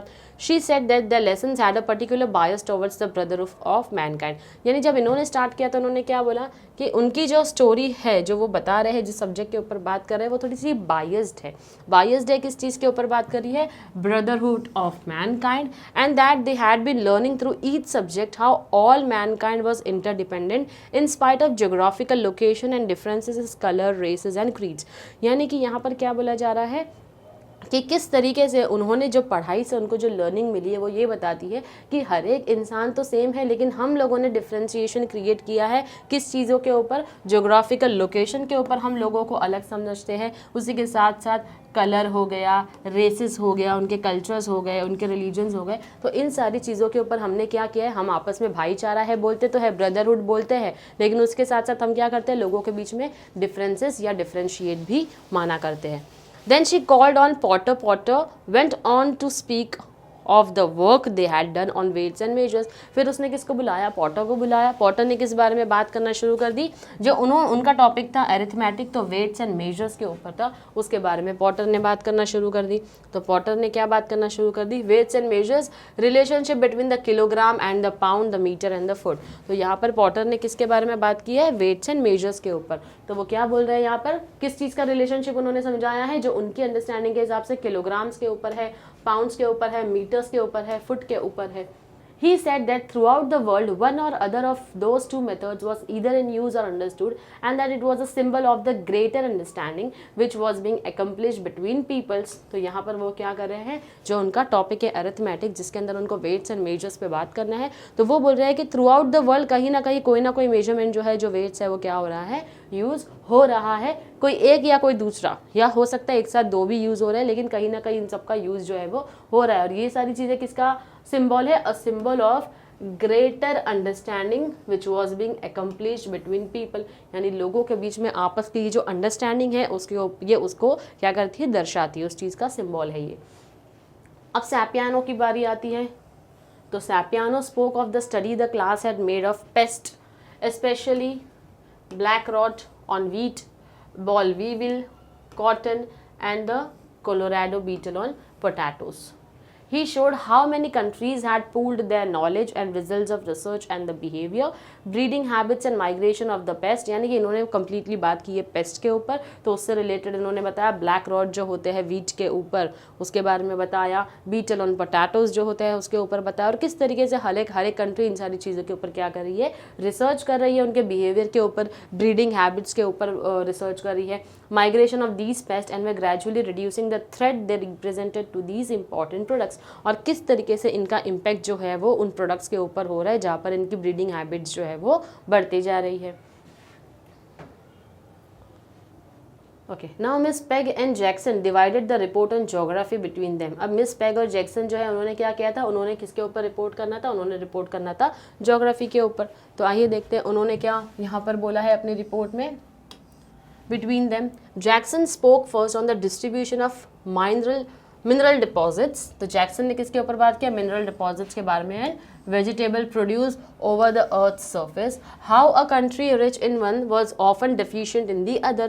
तो यहाँ पर ज्योग्राफी में उसने कौन सा जो अपना टॉपिक सिलेक्ट किया था, डिस्ट्रीब्यूशन, किस चीज़ का, मिनरल डिपॉजिट्स का, उसी के साथ साथ वेजिटेबल का. तो वो बता रहे कैसे एक कंट्री एक चीज़ में तो रिच है, रिच यानी कि फॉर एग्जाम्पल किसी के पास मिनरल डिपॉजिट्स तो बहुत ज़्यादा है लेकिन दूसरी चीज़ में वो डेफिशिएंट है यानी कि कम है मतलब हो सकता है वेजिटेबल उतने उनके पास ग्रो नहीं होते होंगे, वेजिटेबल का प्रोडक्शन नहीं है. And of the interchange and interdependence which inevitably followed. तो यानी कि कंट्रीज यहाँ पर आपस में क्या है, इंटरडिपेंडेंट है एक दूसरे के ऊपर. Miss peg dealt with human relationships. अब मिस पेग ने जो बात किया किस पे बात किया, ह्यूमन रिलेशनशिप्स पे. उन्होंने क्या बोला, stressing the problems facing the post war world for feeding, clothing and housing its population. तो यहाँ पर ये ह्यूमंस के ऊपर ज़्यादा फोकस कर रहा है, ह्यूमन रिलेशन के ऊपर. वर्ल्ड वॉर होने के बाद कितने लोग जो है वो सफ़र करते हैं, किस चीज़ से, खाने से रिलेटेड हो गया आपका, क्लोदिंग कपड़ों से हो गया, घर से रिलेटेड हो गया, उनके पॉपुलेशन, जो एक कंट्री का पॉपुलेशन जब वॉर होता है तो क्या क्या चीज़ों से सफ़र करता है. She also made a reference to the thousands of refugees. अब वो बात कर रहे हैं कि उन रेफ्यूजीज़ का क्या होता होगा जो स्टेटलेस है एंड अनवांटेड है. जो रेफ्यूजीज़ होते हैं बेसिकली जो किसी स्पेसिफिक कंट्री को बिलोंग नहीं करते हैं. तो यहाँ पर क्या बोला जा रहा है, उन रेफ्यूजीज़ के बारे में कभी कोई नहीं सोचता है कि ये कहाँ रहेंगे, इनका घर क्या होगा. बेसिकली उनको अनवांटेड करार दे दिया जाता है कि जो किसी भी कंट्री को नहीं चाहिए. And to the efforts and programmes of UNICEF. तो यहाँ पर यूनिसेफ जो है ऐसे रेफ्यूजीज़ के लिए क्या किसी तरीके का कदम उठाती है, उनके लिए कुछ करती है. नेक्स्ट आते हैं हमारे फोनमैन. अब इन्होंने किसके ऊपर बात की थी, as usual had a trump card up his sleeve. अब इसके पास ट्रम्प कार्ड था. क्या कहा था इन्होंने, when called he made a signal to someone off stage and Welch and Allison appeared. Okay, अब फोनमैन ने क्या किया था, जब वो आए स्टेज पे तो उन्होंने एक सिग्नल दिया किसी को, यानी कि ऑफ स्टेज किसी को कोई इशारा दिया, तो कौन आया, वेल्च और एलिसन आ गए. Appeared bearing a skeleton between them together with a sort of gallows. यानी कि इन्होंने क्या किया था, अपने साथ स्केलेटॉन जो है ह्यूमन स्केलेटॉन वो लेते हुए क्या करते हैं, आ जाते हैं. When this arrangement had been set up, there was the skeleton hanging from a hook screwed into the top of its skull, gently revolving at the end of a cord. यानी कि जब ये सेटअप उन्होंने कर दिया था, arrangement कर दिया था, तो एक सेटअप था स्केलेटॉन का, जिसको उन्होंने क्या किया था, वहाँ पर एक हुक के जरिए वहाँ पर लटका कर रख दिया था, जहाँ पर सिर्फ उसका स्कल था और पूरी स्केलेटॉन की जो पूरी बॉडी है वो क्या होती है, घूम रही है. Okay, so basically this was somewhat in the nature of comic relief. तो जैसे ही बच्चों ने देखा जितने ऑडियंसेस थे उन्होंने देखा कि स्केलेटॉन को लटकाया हुआ है और वो पूरा राउंड राउंड घूम रहा है, तो सबको थोड़ा सा हंसी मजाक में इन चीज़ों को ले लिया, एक ह्यूमर फैल गया बच्चों के बीच में। बट लेविटी सून इवेपोरेटेड, यानी अब ये जो मजाक है वो धीरे धीरे खत्म हो रहा था, क्योंकि फर्नमैन जो है वो एग्जैक्टली टॉपिक पे, मुद्दे पर बात करने वाले थे। When Fernman began to speak his voice was clear and precise, यानी कि जब वो बात करने जा रहा था उसका आवाज़ काफ़ी क्लियर और प्रिसाइज था, यानी अप टू द पॉइंट, उनको जितनी बातें करनी है वो वही बोल रहे थे। And he had a strong sense of the dramatic, यानी कि उनको पता था कि किस वे में, किस तरीके से ऑडियंस से मुझे क्या करना है, मैसेज पहुंचाना है, कम्युनिकेशन करना है। Calmly he told them that it was a female skeleton that was a fact and could easily be proved, यानी कि वो बोलते ये जो स्केलेटॉन है ये किसका स्केलेटॉन है, एक फीमेल का स्केलेटॉन है जो कि प्रूव किया जा सकता है आसानी से। But he could not say with any assurance whether she had been Chinese or French or German or Greek, nor could he say if she had been brown or white or a mixture of both. तो यहाँ पर बोला जा रहा है कि मैं ये तो बता सकता हूँ कि ये स्केलेटॉन किसका है, मेल का है या फीमेल का है। ये स्केलेटॉन फीमेल का था, लेकिन मैं आपको ये नहीं बता पाऊंगा कि ये फीमेल का कलर क्या था, स्किन कलर क्या था, वो काली थी या गोरी थी, या वो चाइनीज़ थी, या वो फ्रेंच थी, या वो जर्मन थी, या वो ग्रीक थी। यानी कंट्री ऑफ ओरिजिन नहीं बता सकता हूँ मैं आपको, और ना ही उसका कलर बता सकता हूँ। And from that he said the class had concluded that basically all people were the same, the trimmings might be different but the foundations were all laid out according to the same blueprint. यानी कि audience ने क्या conclude किया इससे, कि वो क्या कहना चाहता है कि हर इंसान को सेम ही बनाया है अंदर से। ह्यूमन स्केलेटॉन जो है, चाहे एक औरतों का हो चाहे वो मर्दों का हो, ह्यूमन स्केलेटॉन सेम है। वो तो हम है जो डिफ्रेंशिएशन बाहर उनके ऊपर क्रिएट करते हैं, उनके आउटर पोर्शन को देखकर, आउटर लुक को देखकर, लेकिन अंदर से हर कोई क्या है, सेम ही है। Fernman was wonderful, he had them eating out of his hand. Miss Dare's contribution was something of an anti-climax after Fernman's performance and she seemed to realize it. अब एंटी क्लाइमेक्स जो है वो किसका था, miss dare का था, जो कि फर्नमैन के रिपोर्ट से बनने वाला था। She spoke about the problems which all humanity has to face in terms of sickness and disease and the advantages gained by interchange of knowledge, advice and assistance. तो किस पर बात करने वाली थी हमारी Miss Dare, she was suppose to talk on humanity has to face, यानी कि क्या क्या प्रॉब्लम ह्यूमैनिटी, इंसानियत को फेस करनी पड़ती है इन terms of sickness and disease, बीमारियों से रिलेटेड। उसी के साथ साथ advantages gained by interchange of knowledge, advice and assistance. तो क्या फ़ायदा होता है लोगों को जब नॉलेज का एक्सचेंज होता है, उसी के साथ साथ कोई एडवाइस या कोई असिस्टेंस यानी कि किसी तरीके की हेल्प का एक्सचेंज होता है, तो लोगों को उससे क्या बेनिफिट मिलता है ना। Miss Dodd reported on the period of history the class had studied, the Reformation in England. अब मिस डॉड ने किसके ऊपर प्रेजेंट किया, हिस्ट्री के ऊपर। द रिफॉर्मेशन इन इंग्लैंड, यानी कि जब इंग्लैंड रिफॉर्म हुआ उसके बारे में। She told of the struggles of man of independent spirit against clerical domination and of their efforts to break from established religious tradition, यानी रिलीजियस ट्रेडिशन को तोड़ते हुए, ख़त्म करते हुए जो भी आपस में स्ट्रगल रहा है उस वक्त, वहाँ उस वक्त लोगों का जो स्ट्रगल रहा है, इंडिपेंडेंट स्पिरिट रही है उनकी, क्लैरिकल डोमिनेशन जब वहाँ पर होता था, तो उस डोमिनेशन को हटाने के लिए जो लोगों का स्ट्रगल रहा है उसके ऊपर उन्होंने क्या की, बातें की। From those early beginnings gradually grew the idea of tolerance for the beliefs and cultures of others. तो यहाँ पर क्या हो गया, जैसे जैसे बिगिनिंग स्टार्ट हो गई उसी के साथ साथ क्या हुआ, आइडिया ऑफ टॉलरेंस के ऊपर बात होने लग गई, for the beliefs and cultures of others and the now common interest in trying to study and understand those cultures. और अभी कि उन कल्चरों के ऊपर क्या हो रही है, आज भी स्टडी की जा रही है कि उन कल्चर को समझना बहुत ज़्यादा ज़रूरी है। Denham's report was a bit of a shock. अब डेनहम की जो रिपोर्ट थी वो थोड़ी सी शॉकिंग थी, because he severely criticise the general pattern of PT and games emphasising the serious. Okay, अब डेनहम ने जो है वो किसके बारे में बात की थी, पीटी और गेम्स, यानी कि फिजिकल ट्रेनिंग्स और गेम्स के ऊपर बात की है। उसी के साथ साथ emphasising the serious limitations of space obtaining and the effect of that limitation on the games activity, यानी कि क्योंकि वहाँ पर इक्विपमेंट्स और चीज़ों की काफ़ी ज़्यादा कमी हुआ करती थी स्कूल में, तो डेनहम ने उसके ऊपर ज़्यादा क्या किया है, एम्फेसिस के ज़्यादा फोकस किया है। He complained that the PT was ill-conceived and pointless, and the routine monotonous he could see no advantage in doing it. A jolly good game was far better. यानी कि वो यहाँ पर कंप्लेन कर रहे हैं कि जो PT है, जो फिजिकल ट्रेनिंग है, वो ill-conceived है, हमको उस तरीके से ट्रेनिंग नहीं मिल रही है जो मिलनी चाहिए। उसी के साथ साथ काफ़ी सारी चीज़ें ऐसी है जिसकी कमी है जो आज तक पूरी नहीं की गई है।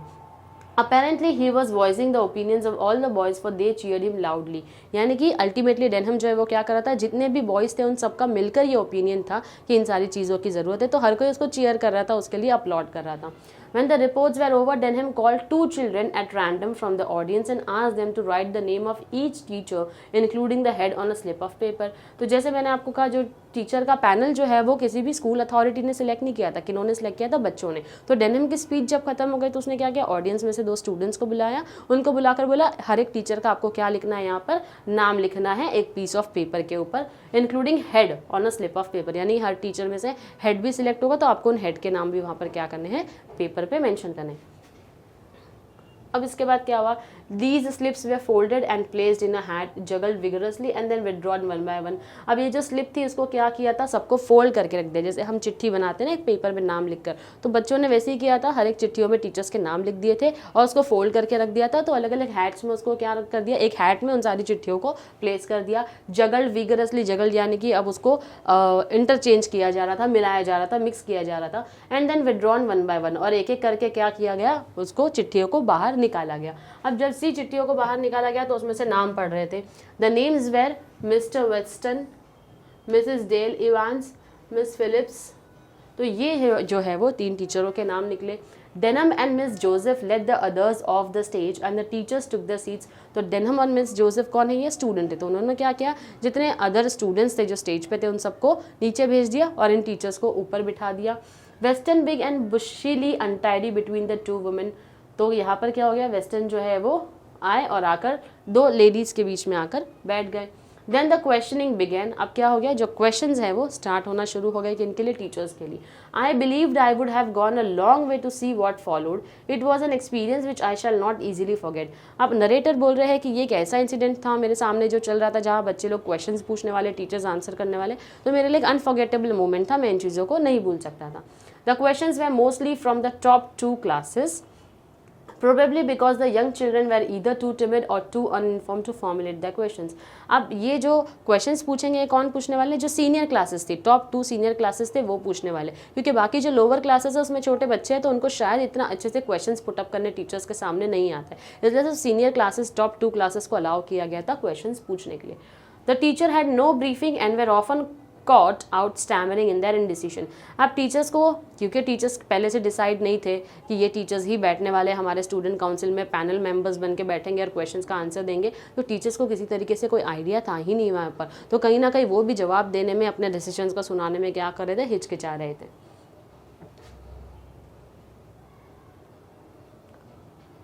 But here again I received a big surprise. The frilly, seemingly brainless Miss Euphemia Phillips proved to be the coolest and best informed of the 3. अब इन तीनों में से जो मिस यूफेमिया फिलिप्स का नाम दिया हुआ है वो थोड़ी सी क्या थी, थोड़ी सी स्मार्ट थी आंसर करने में और काफ़ी ज़्यादा कूल भी थी टीचर, इन जो 3 पैनल्स को बिठाया था उसमें से।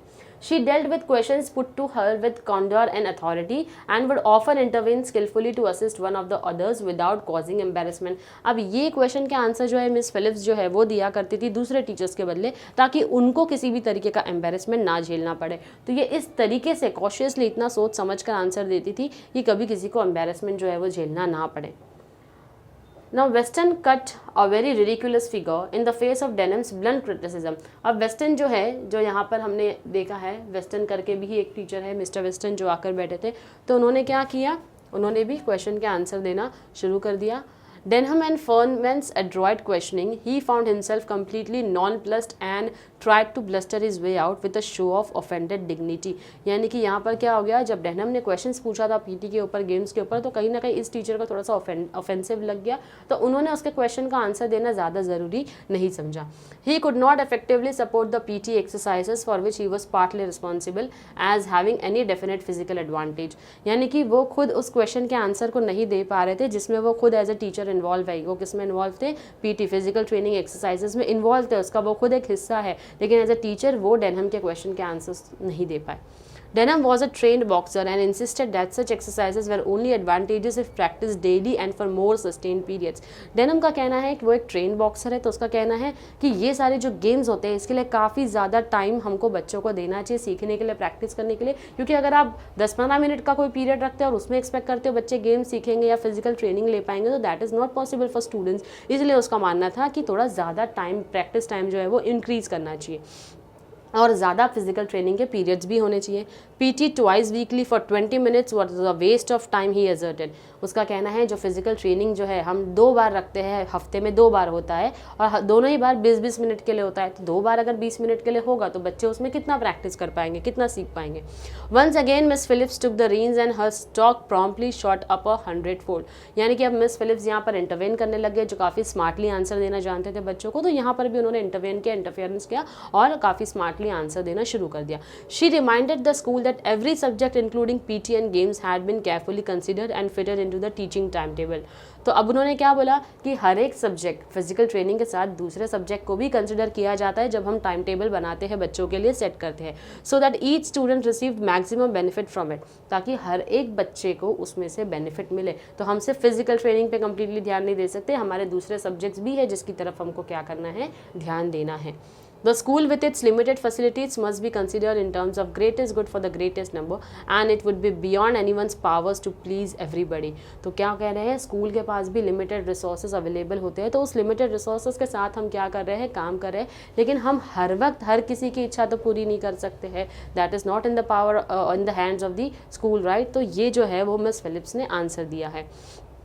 Some of you, she concluded, fixing Denham with innocent eyes, are fortunate in your own fine physical development and do not really need the few meager helpings of PT and games। यानी कि अब वो Denham को थोड़ा सा क्या करते हुए, मस्का लगाते हुए जैसे हम कहते हैं ना, तो उसको एक इनोसेंटली क्या कर रही है, उनको आंसर देते हुए बोल रहे हैं कि कुछ लोग लाइफ में फॉर्चुनेट होते हैं, नसीब वाले होते हैं, तो जो अपने फिजिकल, क्योंकि डेनहम एक बॉक्सर था, तो क्या बोला जा रहा है, आप अपनी फिजिकल फिटनेस को ऑलरेडी ध्यान देते हो, तो आपको तो इन सारी चीज़ों की ज़रूरत वैसे भी नहीं है और दूसरे बच्चे इसमें इन्वॉल्व है ही नहीं, तो क्या ही ज़रूरत है ऐसी कुछ फैसिलिटीज अवेलेबल करके देने की, right, which this school can offer. Try to remember that there are others for whom a programmes is ideally suited. लेकिन ऐसे भी तो बच्चे हैं यहाँ पर जो पढ़ने के लिए आते हैं, जिनके लिए हमारे दूसरे प्रोग्राम्स हैं, तो वो प्रोग्राम ज़्यादा सूटेबल है उन बच्चों के लिए, तो उन्हीं बच्चों को क्या करने दो, जो बच्चा जिस चीज़ के लिए सूटेबल है उसको वो काम करने दो। तो ये जो डिमांड डेनहम की थी वो उन्होंने क्या की, फुलफिल नहीं की, लेकिन एक स्मार्ट वे में आंसर देके उसकी बातों को ख़त्म कर दिया।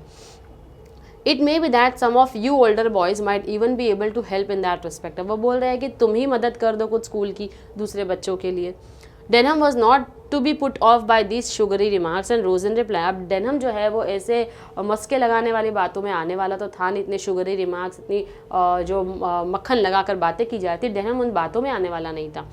Then why do we have to do PT। तो फिर बोलता है अगर ऐसी ही बात है कि आप हर चीज़ अवेलेबल नहीं करके दे सकते हो, तो हमको फिजिकल ट्रेनिंग की ज़रूरत ही क्या है, क्यों रखा है आपने physical training.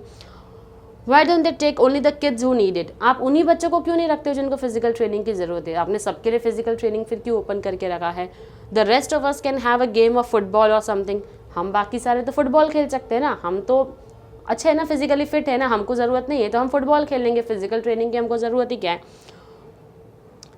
Instead of doing a lot of daft things that's no good to us। इतनी सारे फिजिकल ट्रेनिंग आप हमको देते हो जिसकी हमको ज़रूरत ही नहीं है, हम क्यों करें फिर, उनको तो जिनको ज़रूरत है, हमको ज़रूरत नहीं है। This was a poser but she came right back at him। यानी कि अब ये सवाल तो काफ़ी इंटरेस्टिंग था, लेकिन उसी के साथ साथ क्या हो गया, उस टीचर ने क्या किया, उसको वापस से आंसर भी किया। Her baby blue eyes twinkling in the delight at this crossing of stage. अब वो जो उनकी आइज थी वो अपनी बड़े प्यार से डेनहम की तरफ देखते हुए क्या करती है, उसको रिप्लाई करती है, let's say it is as much an exercise of the mind as it is of the body Denham. यानी कि जैसे माइंड को एक्सरसाइज की ज़रूरत है वैसे ही हमारे बॉडी को एक्सरसाइज की ज़रूरत है, तो उसी एक्सरसाइज को समझते हुए हमने फिजिकल ट्रेनिंग रखी है। The whole timetable in the school is meant to help you in the world after you leave here and doing what you are told in spite of not liking it is part of the training। यानी कि जो पूरा time table set किया गया है वो किस लिए सेट किया गया है, ताकि हम आपको वो उस दुनिया के लिए हेल्प कर सके जो आप यहाँ से स्कूल जब छोड़कर जाने वाले हो, and doing what you are told in spite of you are not liking it. तो टीचर ने यहाँ उनको क्या कर दिया, जब आप स्कूल छोड़ देते हो, जब आप जॉब के लिए अप्लाई करते हो, कहीं बाहर चले जाते हो, तो आपको उनके हिसाब से चलना पड़ता है ना। तो टीचर ने यही जवाब दिया, हम तो आपको ऐसी दुनिया के लिए प्रिपेयर कर रहे हैं कि भले आपको ये चीज़ पसंद हो या ना हो, आपको क्या करना है, उसको एक्सेप्ट करना ही है और ये आपकी ट्रेनिंग का हिस्सा है। I feel sure that you will see the point in that. अब टीचर बोलती है मुझे पक्का पता है कि तुमको कहीं ना कहीं ये पॉइंट तो वैलिड लगेगा ही। That stopped him. अब क्या हो गया, ये सुनने के बाद डेनहम जो है वो चुप हो गया। Poor Denham knew that he had been outwitted but he could do nothing about it. अब डेनम को क्या लगने लग गया कि चलो ठीक है, ये जो टीचर बोल रही है उस बात को मान ही लेते हैं, क्या कर सकते हैं। उन्होंने जो जवाब दिया वो सही है, ठीक है, हम एक ऐसी दुनिया में जाने वाले स्कूल छोड़ने के बाद जहाँ हम किसी से लड़ाई झगड़े तो नहीं करने वाले, किसी से बहस करके मतलब नहीं, जो बोलेंगे हमको क्या करना है उन्हीं के हिसाब से चलना है। And sat looking rather rueful while Miss Phillips' smile broadened. This frilly innocent looking puss had gobbled her canary without leaving the tiniest feather. तो यानी कि अब मिस जो थी उनकी फिलिप्स, उनको समझ में आ गया कि अब ये बच्चे का मुंह जो है वो मैंने बंद करवा दिया, अब ये मुझसे ज़्यादा क्वेश्चन जो है वो नहीं करने वाला है। I began to understand how it was that so slight a creature could cope so effectively with her class. अब उनको ऑथर को समझ में आ गया how it was that so slight a creature, एक छोटा बच्चा होने के बावजूद उसने इतनी अच्छी तरीके से इतना इफेक्टिवली क्या किया है, अपनी क्लास की स्टूडेंट काउंसिल रिपोर्ट को कंडक्ट किया है। Soon after this, as the morning ended, the head went on to the stage and closed the proceedings, expressing his pride in all the children and his deep appreciation of their efforts. तो जैसे ये session question answer के teachers के साथ में ख़त्म हो गए, उसके बाद क्या किया, जो हेड थे वो हेड आ गए। जैसे हम एक वेलकम करते हैं पूरे ऑडियंस का स्टार्टिंग में किसी भी ओकेजन के पहले, उसी तरीके से उसको thank you tata bye bye भी करना होता है। तो उन्होंने क्या किया, उस मॉर्निंग के सेशन को आकर क्या किया, एंड कर दिया, अपनी प्रोसीडिंग्स दी, सबको अपना प्राइड बताया, इनकरेज किया, अपने व्यूज़ ओपिनियंस एक्सप्रेस किया, और उसी के साथ साथ क्या हो गया, सबको अप्रिशिएट करते हुए कि हर बच्चे ने अपना कॉन्ट्रीब्यूशन बहुत अच्छा दिया है, अच्छा सेशन रहा है, ये सारे लेक्चर्स देते हुए क्या कर दिया, उस सेशन को जो है वो कंप्लीट कर दिया। और इसी के साथ साथ हमारा भी जो लेक्चर है हमारे नॉवेल का 4.2 टू सर्व विथ लव जो है वो ख़त्म हो चुका है। ओके, पहला क्वेश्चन जो है कैरेक्टर के ऊपर है। ओके, लेट अस सी किसको कौन सा कैरेक्टर यानी कौन सा रोल दिया गया था इस नॉवेल के अंदर। Now which among the following is a teacher. अब ये जो नाम हमको दिए गए हैं इसमें से हमको क्या बताना है कि इन चारों में से टीचर जो है वो कौन है, और जो कोई भी स्टूडेंट होगा हमको उसका सपोर्ट में बताना होगा कि कौन सी लाइन है जो बोलती है कि ये जो है वो हमारे स्टूडेंट्स हैं। ओके, नाउ डेनहम जो है, जैसे हमने उस कंप्लीट नॉवेल में पढ़ते आए हैं कि डेनहम कौन रहा है, हमारा स्टूडेंट रहा है। मिस जोसेफ ये भी स्टूडेंट रही है, सैपियानो ये भी हमारा स्टूडेंट रहा है, और हमारा डेल इवांस जो है, तो चलिए देखते हैं कौन से स्टेटमेंट ऐसे हैं जो सपोर्ट करते हैं, बताते हैं कि ये सारे हमारे स्टूडेंट्स हैं। अब Denham and miss Joseph the two most senior students, of course यहाँ पर ऑलरेडी दिया है कि ये स्टूडेंट्स हैं। सैपियानो के बारे में दिया हुआ है spoke of the study the class had made, यानी कि अब इसने सैपियानो ने भी किसी चीज़ के ऊपर बोला था, बात किया था, तो अल्टीमेटली वो कौन है, स्टूडेंट है। Denham and miss Joseph let the others of the stage and the teachers took the seats, यानी कि डेनहम और मिस जोसेफ ने सबको स्टेज से निकाल कर जो टीचर्स है, जो पैनल जाने वाले थे, उनको बिठा दिया था। तो अल्टीमेटली डेनहम, मिस जोसेफ और सैपियानो ये तीनों जो है वो कौन है, स्टूडेंट्स हैं। तो अब बाकी जो बच गए वो कौन रह गए हैं, तो हमारा करेक्ट आंसर है Dale Evans, he was the teacher. Now the second question says the okay, अब इसी के अंदर है following lines from the extract show us that Dale Evans is the teacher. अब यही क्वेश्चन के अंदर हमको ये भी तो साबित करना बाकी ना कि डेल इवांस जो है वो टीचर है, तो कौन सी लाइन हमको बताती है कि डेल इवांस टीचर रह चुके हैं। Okay, then ham called 2 children at random from the audience and then asked them to write the name of each teacher on a slip of paper, यानी कि 2 बच्चों को ऑडियंस में से बुलाया था डेनहम ने, और क्या बोला था, टीचर्स के नाम लिखने हैं, आपको पैनल मेंबर सिलेक्ट करना है। तो जो स्टूडेंट्स ने नाम लिखे थे वो किसके नाम लिखे थे, एक तो मिस्टर वेस्टन ये एक टीचर थे, एक मिस फिलिप्स थी हमारी जो हर एक स्टूडेंट को स्मार्टली आंसर करना जानती थी, और मिसेस डेल इवेंस, तो ये क्या है, टीचर का नाम है। तो ये लाइन हमको बताती है कि मिस डेल इवेंस जो है वो कौन है, वो एक टीचर है। Okay, moving to the next question, complete the table highlighting the various traits of the major characters in the extract। अब ये जो मेजर कैरेक्टर्स हमको दिए हुए हैं, डेनहम, मिस फिलिप्स, फर्नमैन, तो हमको इनकी क्या बताना है, ट्रेड्स बताने। ट्रेड्स का मतलब होता है इनकी क्वालिटीज़ के बारे में हमको बात करनी है। तो डेनहम जो था काफ़ी ब्लंट था क्योंकि वो ओपनली क्वेश्चन करता था। मिस फिलिप्स के साथ में काफ़ी ज़्यादा उसकी डिबेट बहस भी चल रही थी, राइट। थोड़ा सा क्रिटिकल था, कॉन्फिडेंट था, स्मार्ट था अपने क्वेश्चन के ऊपर, उसको बड़ा कॉन्फिडेंट था।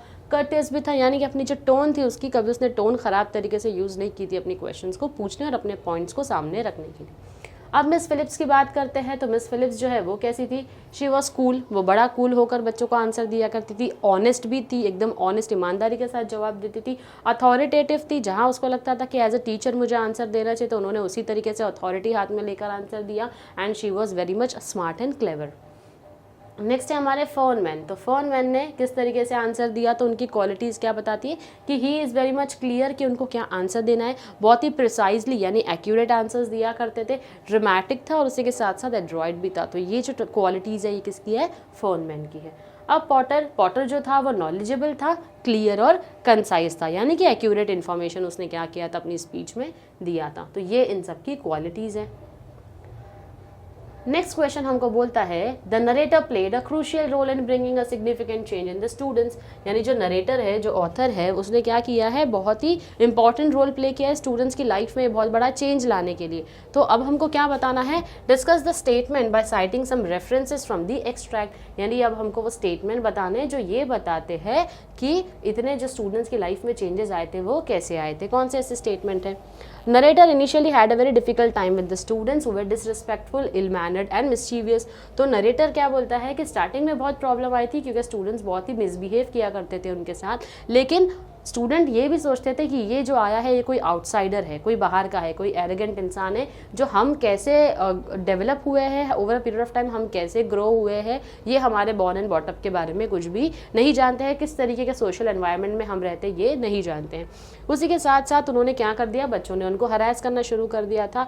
अब क्या हो गया, कंप्लीटली जो हमारे ER ब्रेथवेट है उन्होंने क्या किया था, अपना नेचर ऑफ बिहेवियर थोड़ा सा काम करके चेंज कर दिया, थोड़ा सा एक एटीट्यूड ऐसा ले आए बच्चों के साथ में जिससे कि बच्चों ने अपने अंदर काफ़ी सारे चेंजेस ले आए थे, अपने एटीट्यूड के अंदर, अपने हाइजीन फैक्टर के अंदर, क्लीनलीनेस के अंदर बच्चों ने क्या किया, खुद को इम्प्रूव करना शुरू कर दिया था। क्यों इम्प्रूव करना शुरू कर दिया था, क्योंकि क्या किया था ब्रेथवेट ने, द नरेटर है जो, उन्होंने क्या करना शुरू कर दिया था, उन्होंने हर एक सीनियर गर्ल्स जो थे क्लासेस से उनको मिस करके एड्रेस करना शुरू कर दिया था और बच्चों से कहा था कि तुम मुझे सर कहकर बुलाओगे। तो कहीं ना कहीं बच्चों को इनिशियली तो ये बात बहुत रेडिकुलस लगी, लेकिन बाद में क्या हो गया, बच्चों ने चीज़ों को एक्सेप्ट कर लिया और उनका बिहेवियर कुछ वीक्स में क्या हो गया, चेंज हो गया। This is proved on the day of the half-yearly report of the Students' Council. The narrator students allocate task in business-like way. अब इससे क्या पता चला कि जो बच्चों ने अपने अंदर चेंजेस लाए, उसी के साथ साथ क्या किया, जब स्टूडेंट काउंसिल की रिपोर्ट जो सबमिट करनी थी उसके अंदर बच्चों ने अपने आप को बहुत अच्छे से प्रिपेयर किया। प्रिपरेशन के साथ साथ बच्चों ने क्या किया, बिजनेस लाइक वे में, जैसे बिजनेस में प्रेजेंटेशंस होते हैं उसी तरीके से बच्चे जो है उस तरीके के, उस लेवल की प्रेजेंटेशंस के लिए क्या करके आए थे, तैयार होकर आ गए थे। They are smartly dress. अब उसी के साथ साथ हाइजीन फैक्टर को ध्यान में रखते हैं उन्होंने अपने आप को अच्छे से, अपना पहनावा जो है, अपनी जो ड्रेस है उसको चेंज किया, ड्रेसिंग स्टाइल को चेंज किया, एकदम इनोसेंटली और स्मार्ट बनकर जो है वो बच्चे आ चुके थे अपने प्रेजेंट करने के लिए अपने काम को। Cool and efficient in their work, हर बच्चा बहुत ही आराम से, बहुत ही ध्यान रखकर हर एक चीज़ का अपने काम के ऊपर ध्यान दे रहा था। They are courteous towards each other and teachers, यानी टीचरों के साथ भी उन्होंने क्या किया था, अपने बिहेवियर को काफ़ी ज़्यादा सुधार दिया था। Denham uses the term miss for the senior girls. तो डेनहम जो है वो क्या कर रहा था, हर एक सीनियर गर्ल्स के लिए मिस सैल्यूटेशन यूज़ करके उनको एड्रेस कर रहा था। All this shows that significant and crucial change brought about by the narrator in this students. तो ये सारा जो हम बच्चों के अंदर चेंजेस देख रहे हैं ये किसकी वजह से आया है, जो नरेटर है उनकी वजह से ही आया है।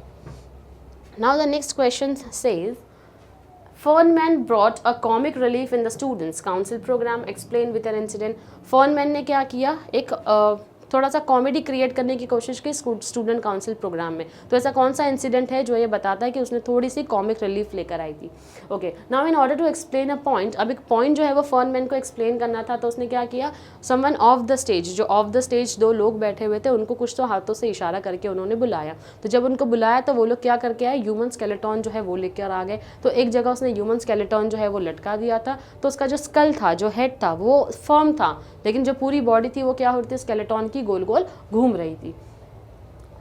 Now when this arrangement had been set up, there was the skeleton hanging from a hook screwed at the top of its skull, gently revolving at the end of a cord. This brought some comic relief to the proceedings and the students laughed uproariously. तो basically जब ये students ने देखा कि एक hookup करके रख दिया गया है स्केलेटॉन को और वो ऐसे घूम रहा है, राउंड राउंड घूम रहा है, तो वो देखकर स्टूडेंट्स को थोड़ा हंसी आने लग गई और हर कोई क्या करने लग गया, हंसने लग गया, क्योंकि उसको एक पॉइंट प्रूव करना था, लेकिन उसने ह्यूमरसली इस पॉइंट को क्या किया, सबके सामने लाया। तो ये इंसिडेंट प्रूव करता है कि उसने कॉमिक रिलीफ क्रिएट कर दिया था ऑडियंसेस के अंदर।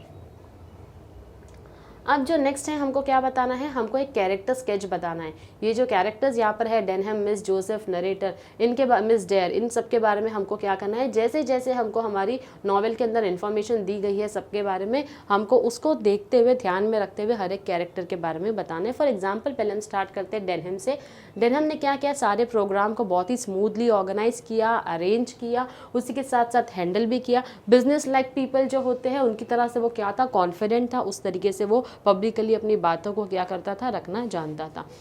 Now he is an important official for the function and seats confidently beside the head. अब जो हेड थे उनके बाजू में डेनहम और मिस जोसेफ को बिठाया था, तो बहुत ही कॉन्फिडेंटली वो अपने जो हेड थे, जो सीनियर थे, उनके बाजू में जाकर बैठ गया था। He courteously addresses the girl just miss, यानी कि अब उनकी क्वालिटीज़ बता रही, जो भी आपके चैप्टर में दिया है उसी से रिलेटेड आपको अपने कैरेक्टर स्केच जो है वो मिल जाएंगे। तो यहाँ पर ये जो है मेजर कैरेक्टर्स में आते हैं डेनहम। पीटी के गेम्स के बारे में जब वो डिस्कशन चल रहा था तो उनके जो व्यूज़ थे, जो ओपिनियंस थे, उसने ऑडियंस को क्या कर दिए थे, शॉक कर दिए थे। क्यों? क्योंकि जिस तरीके से वो अपनी टोन यूज़ करते हुए ऑडियंस के सामने, जो टीचर है मिस फिलिप्स, जिनको वो आंसर कर रहा था और क्वेश्चंस भी कर रहा था कई बार, तो उनसे क्या पता चलता है कि ये जो डेनहम है वो काफ़ी ज़्यादा स्ट्रॉन्ग और कॉन्फिडेंट कैंडिडेट है। और उसी के साथ साथ when Miss Phillips gently replies to his arranged arguments and outwits him, he accepts his defeat with resignation। यानी कि बिना ज़्यादा बहस किए हुए जब उसको लगा कि हाँ मिस फिलिप्स ने मुझे काफ़ी बेटर तरीके से आंसर किया, तो उसने अपनी जो डिफीट थी, अपनी हार जो थी, वो काफ़ी अच्छे से एक्सेप्ट भी कर ली। तो that is how you are suppose to draw a character sketch of each and every character which is being asked. Next है हमारे मिस जोसेफ के बारे में। तो मिस जोसेफ जो है वो भी बिजनेस लाइक है, उसी के साथ साथ she was confident as well. तो let us just mark some of the quality जिसके बेसिस पर हम जो है अपने आंसर्स को ड्रॉ कर सकते हैं। She was a business like and confident while allocating task and fitting in to the programme. तो एलोकेटिंग टास्क का मतलब होता है सारे काम उन्होंने क्या किए थे, आपस में मिल बांट कर बच्चों ने किए थे। She is an important official for the function. ये भी स्टेज में मिस्टर फ्लोरियन के बाजू में बैठे थे, एक साइड में जोसेफ थी, दूसरे साइड में डेनहम था। Mister Florian was a composer. She also addresses the audience with confidence. तो कॉन्फिडेंस से वो ऑडियंस के साथ भी बात कर रही थी। उनका जो टॉपिक था वो डोमेस्टिक साइंस के ऊपर था, जिसपे उसने रिपोर्ट बनाई थी। And she speaks about the interdependence of Mankind, कि किस तरीके से आपस में लोग एक दूसरे के ऊपर क्या है, डिपेंडेंट हैं। नेक्स्ट जो हमने पढ़ा है that is about the narrator, E.R. Braithwaite. The narrator is a very sensitive person. क्यों उनको सेंसिटिव पर्सन बोला गया है, काफ़ी ज़्यादा इमोशनल थे, क्योंकि इन्होंने वर्ल्ड वॉर में रॉयल ब्रिटिश एयरफोर्स में काम किया था, अच्छा खासा कंट्रीब्यूशन दिया था, लेकिन बावजूद इसके उनको हमेशा आउटसाइडर ही माना गया है। ब्रिटिशर्स ने कभी इनको अपना नहीं समझा है। तो क्योंकि उनको कहीं पर भी आगे जाके जब भी जॉब देना था, जब उन्होंने एयरफोर्स छोड़ दिया, उनको जॉब के लिए, इंटरव्यूज़ के लिए हमेशा रेसिज्म जो है वो फेस करना पड़ा है। या तो उनको बोल दिया जाता था कि जॉब की जो वैकेंसी है वो फुल हो चुकी, या तो उनको बोला था कि आप कुछ ज़्यादा ही क्वालिफाइड हो हमारे इस पोजीशन के लिए। तो इस तरीके से उनको डिमीन किया जाता था, उनको कहीं पर जॉब जो है वो नहीं मिलती थी बिकॉज ऑफ रेसिज्म। तो कहीं ना कहीं उनको क्या करना पड़ता था, अपने स्कूल के जॉब के लिए अप्लाई करना पड़ा। और जहाँ पर उनका सिलेक्शन हुआ तो एक ऐसी स्कूल में उनका सिलेक्शन हुआ जहाँ पर बच्चे बिल्कुल भी पढ़ाई करने नहीं आते थे। उनको लगता था इस स्कूल में ग्रोथ और डेवलपमेंट कुछ नहीं है, क्योंकि उस तरीके से रिसोर्सेज जो है वो हमको अवेलेबल करके नहीं मिल रहे। तो स्कूल का नाम है ग्रीन स्लेट स्कूल, जो लंदन ईस्ट एंड में है। ओके अब इसी के साथ साथ ही gets a job in a school and initially has a very difficult time with the students. और उसी के साथ साथ बच्चे भी काफ़ी डिसरिस्पेक्टफुल थे, इल मैनर्ड थे, मिसबिहेव किया करते थे उस टीचर के साथ में। लेकिन उनका जेन्युइन कंसर्न था, कंपैशन था बच्चों को पढ़ाने का। उनको हमेशा लगता था बच्चे लाइफ में कुछ ना कुछ अचीव करने चाहिए। तो टीचिंग के पैशन के लिए उन्होंने अपनी जितनी भी टेक्निक्स थी, साइकोलॉजी से रिलेटेड टेक्निक्स थी, जो भी उन्होंने पढ़ रखी थी, वो सारी टेक्निक्स अप्लाई कर दी थी। अपना बिहेवियर बहुत काम रखते थे, बहुत ज़्यादा पेशेंस के साथ वो क्या करते थे, बच्चों से डील करते थे। कंटिन्यूसली वो क्या करते थे, बच्चों को कहीं ना कहीं किसी म्यूज़िकल थिएटर्स में लेकर चले जाना या फिर कहीं म्यूजियम्स में लेकर चले जाना। तो इन जगहों पर क्या करते थे, बच्चों को लेकर जाते थे ताकि बच्चे वहाँ जाकर एक्चुअल में कुछ प्रैक्टिकल वर्ल्ड में क्या होता है वो सीखे। तो ये था हमारे नरेटर के बारे में। अब आते हैं हम मिस डेयर के ऊपर। तो मिस डेयर जिसका सब्जेक्ट था प्रेजेंटेशन के लिए फिजियोलॉजी, उसने किस बारे में बात की, humanity has to face in terms of deprivation and disease, यानी डिजीजेस फेस करने पड़ते हैं। Advantages gain by interchange of knowledge, advice and assistance. हर contribution was something of an anti climax after 4 months dramatic performance. She seems to realize it but continued with the speech calmly and confidently. अब इसकी जो speech थी वो किसके बाद थी? फोनमैन का एंटी क्लाइमेक्स कुछ हिस्सा था, लेकिन बावजूद इसके उन्होंने क्या किया, अपनी स्पीच को काफ़ी ज़्यादा कामली और कॉन्फिडेंटली क्या किया, मिस डेयर ने सबके सामने रखा, अपनी जो रिपोर्ट थी उसको सबमिट की। अब बात करते हैं हम मिस फिलिप्स की। मिस फिलिप्स जो है ये टीचर है, राइट। हमने देखा कि इसने किस तरीके से डेनहम को हरा दिया था, मतलब बातों में किस तरीके से उसको आउटविट कर दिया था, उसको हरा दिया था, और डेनहम ने भी अपनी हार कबूल कर दी थी। अब मिस फिलिप्स जो है, जिसको everyone had thought to be freely and brainless, सबने क्या समझा था कि इसको तो कुछ आंसर आता नहीं होगा, शी इज़ ब्रेनलेस, उसके पास तो दिमाग होगा नहीं। When answering Denham's questions that she is the best informed of the 3 teachers, लेकिन जैसे जैसे उन्होंने आंसर किया सारे क्वेश्चन को, तो क्या समझ में आया उससे कि ये बाकी सारी टीचर्स से ज़्यादा अच्छी है। जो और 2 को स्टेज पर बिठा रखा था उनसे तो ज़्यादा ही अच्छी थी मिस फिलिप्स। स्किलफुली हर एक क्वेश्चन के आंसर को काफ़ी अच्छे से हैंडल करती थी, और इतना स्मार्टली, इतनी आउटस्पोकन थी, स्मार्टली हर क्वेश्चन का आंसर देती थी कि स्टूडेंट जो है वो चुप हो जाते थे, ये सोचकर कि काफ़ी ज़्यादा कूल है, लेकिन उसी के साथ साथ अथॉरिटी भी थी उनके हाथ में, और ऑनेस्टली आंसर किया करती थी। She is very slightly built but she controls her class very well, यानी कि टीचर जो थी अपने क्लास को कंट्रोल करना बहुत अच्छे से जानती थी। She argues with Denham very skilfully and sweetly. अब डेनहम के साथ जो इनका कॉन्वर्जेशन था काफ़ी आर्ग्यूमेंटेटिव था, लेकिन बहुत ही स्किलफुली क्या किया उसने इस आर्ग्यूमेंट को कंप्लीट किया। She tells him that the whole time table in the school was meant to help the students after they left school and doing what was told in spite of. तो यहाँ पर क्या बोला जा रहा है, जो भी टाइम टेबल बनाया गया है बच्चों के लिए वो किस हिसाब से बनाया गया, हर एक बच्चों को ध्यान में रखते हुए बनाया गया है, और वो लोग जो उनको ट्रेनिंग दे रहे हैं, प्रैक्टिकल वर्ल्ड की ट्रेनिंग दे रहे हैं कि स्कूल जब आप छोड़ कर जाओगे तो बाहर की दुनिया आपको किस तरीके से मिलने वाली है, उस दुनिया में एडजस्ट करने के लिए हम आपको अभी से स्कूल में ट्रेनिंग दे रहे हैं। She confidently asserts that she was sure that Denham saw the importance of what she had said and why he had to do PT. Thus, she puts Denham in his place very coolly and impresses the narrator. यानी कि उसने इतना smartly answer किया कि Denham को भी चुप हो जाना पड़ा, तो ये देखकर नरेटर जो है वो क्या हो गए, काफ़ी ज़्यादा इम्प्रेस हो गए। Okay, now compare the following characters. अब इन कैरेक्टर्स को कंपैरिजन करते हुए हमको उनके बारे में बताना है, मिस जोसेफ और डेनहम। तो miss Joseph important student representative है फर्स्ट ईयरली रिपोर्ट के लिए, तो डायरेक्टली हमने यहाँ पर जो लिख दिया है, आंसर लिख दिया है, जो आपका मैच द कॉलम दिया है उसके हिसाब से हमने इन कैरेक्टर्स के बारे में स्पेसिफिकली क्या है उस कैरेक्टर की क्वालिटी, किस बारे में बात की है, उनका क्या रोल रहा है इस नॉवेल के अंदर, वो हमने बता दिया है। तो you all can go through Miss Joseph and Denham. Okay, next that we have is about Fernman and Miss dare.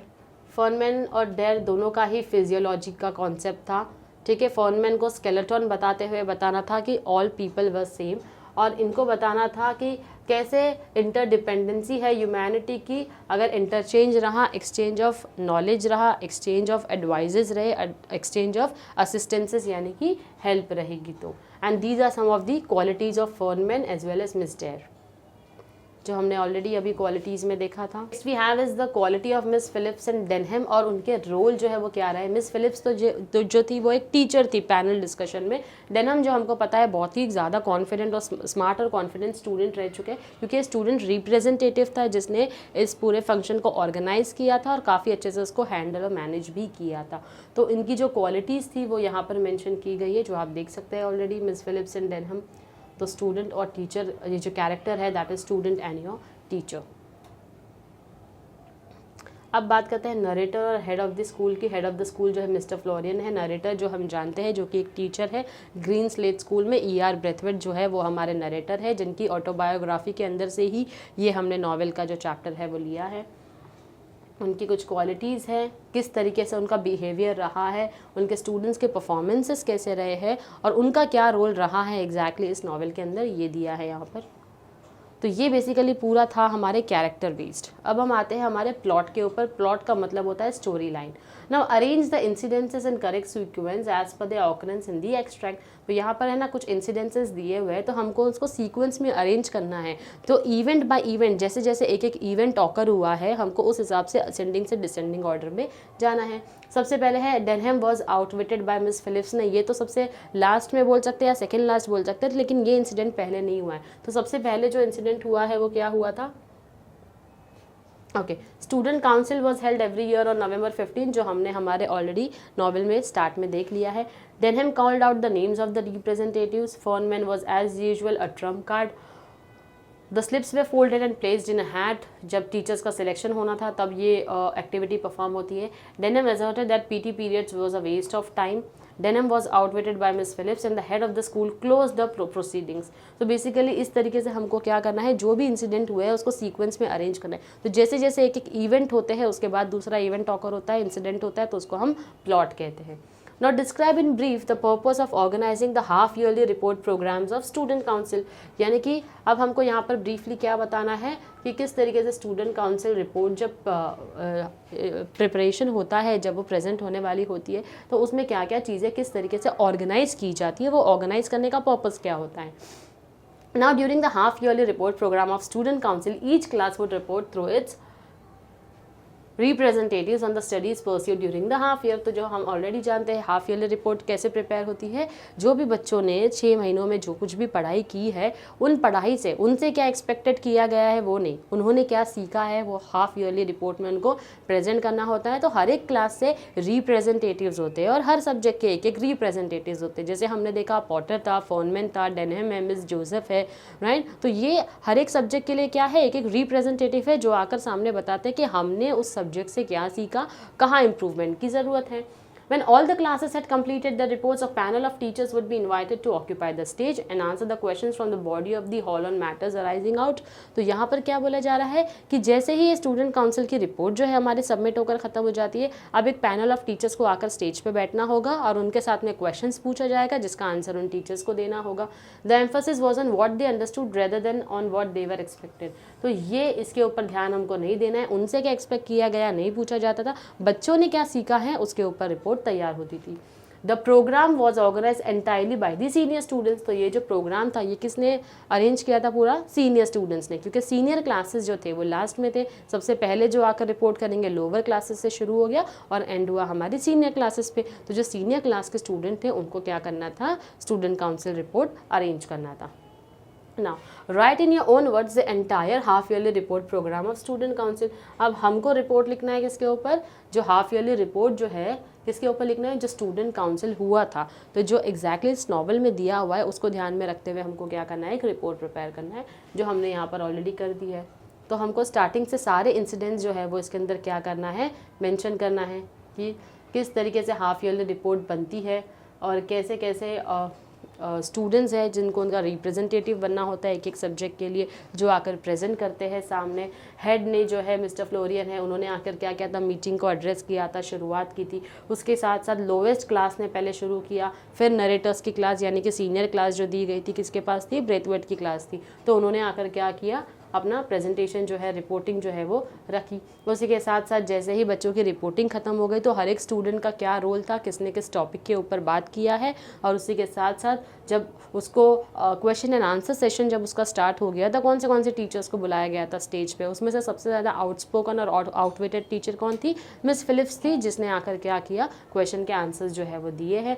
अब उसी के साथ साथ किस तरीके से क्वेश्चन एंड आंसर हो जाने के बाद में जो है उस स्टूडेंट काउंसिल की रिपोर्ट को क्लोज किया गया, राइट. तो ये सारे इंसिडेंट बाय इंसिडेंट हमको लिखना है. इस तरीके से हम क्या लिखते हैं, इस तरीके से हम एक रिपोर्ट लिखते हैं. किसके ऊपर लिखते हैं, स्टूडेंट काउंसिल रिपोर्ट जो इस नॉवल में दी गई. Describe the question answer session that took place at the end of the extract. तो यानी कि जो क्वेश्चन एंड आंसर सेशन हुआ तो सबसे ज़्यादा किसके बीच में हुआ था, डेनहम और जो उसकी मिस है, मिस फिलिप्स, उनके बीच में क्या हुआ था, क्वेश्चन एंड आंसर सेशन हुआ था, जो हमने ऑलरेडी देख लिया है और यहाँ पर लिख भी रखा है. तो आप एक बार गो थ्रू कर सकते हैं कि किस तरीके से क्वेश्चन एंड आंसर सेशन हुआ था.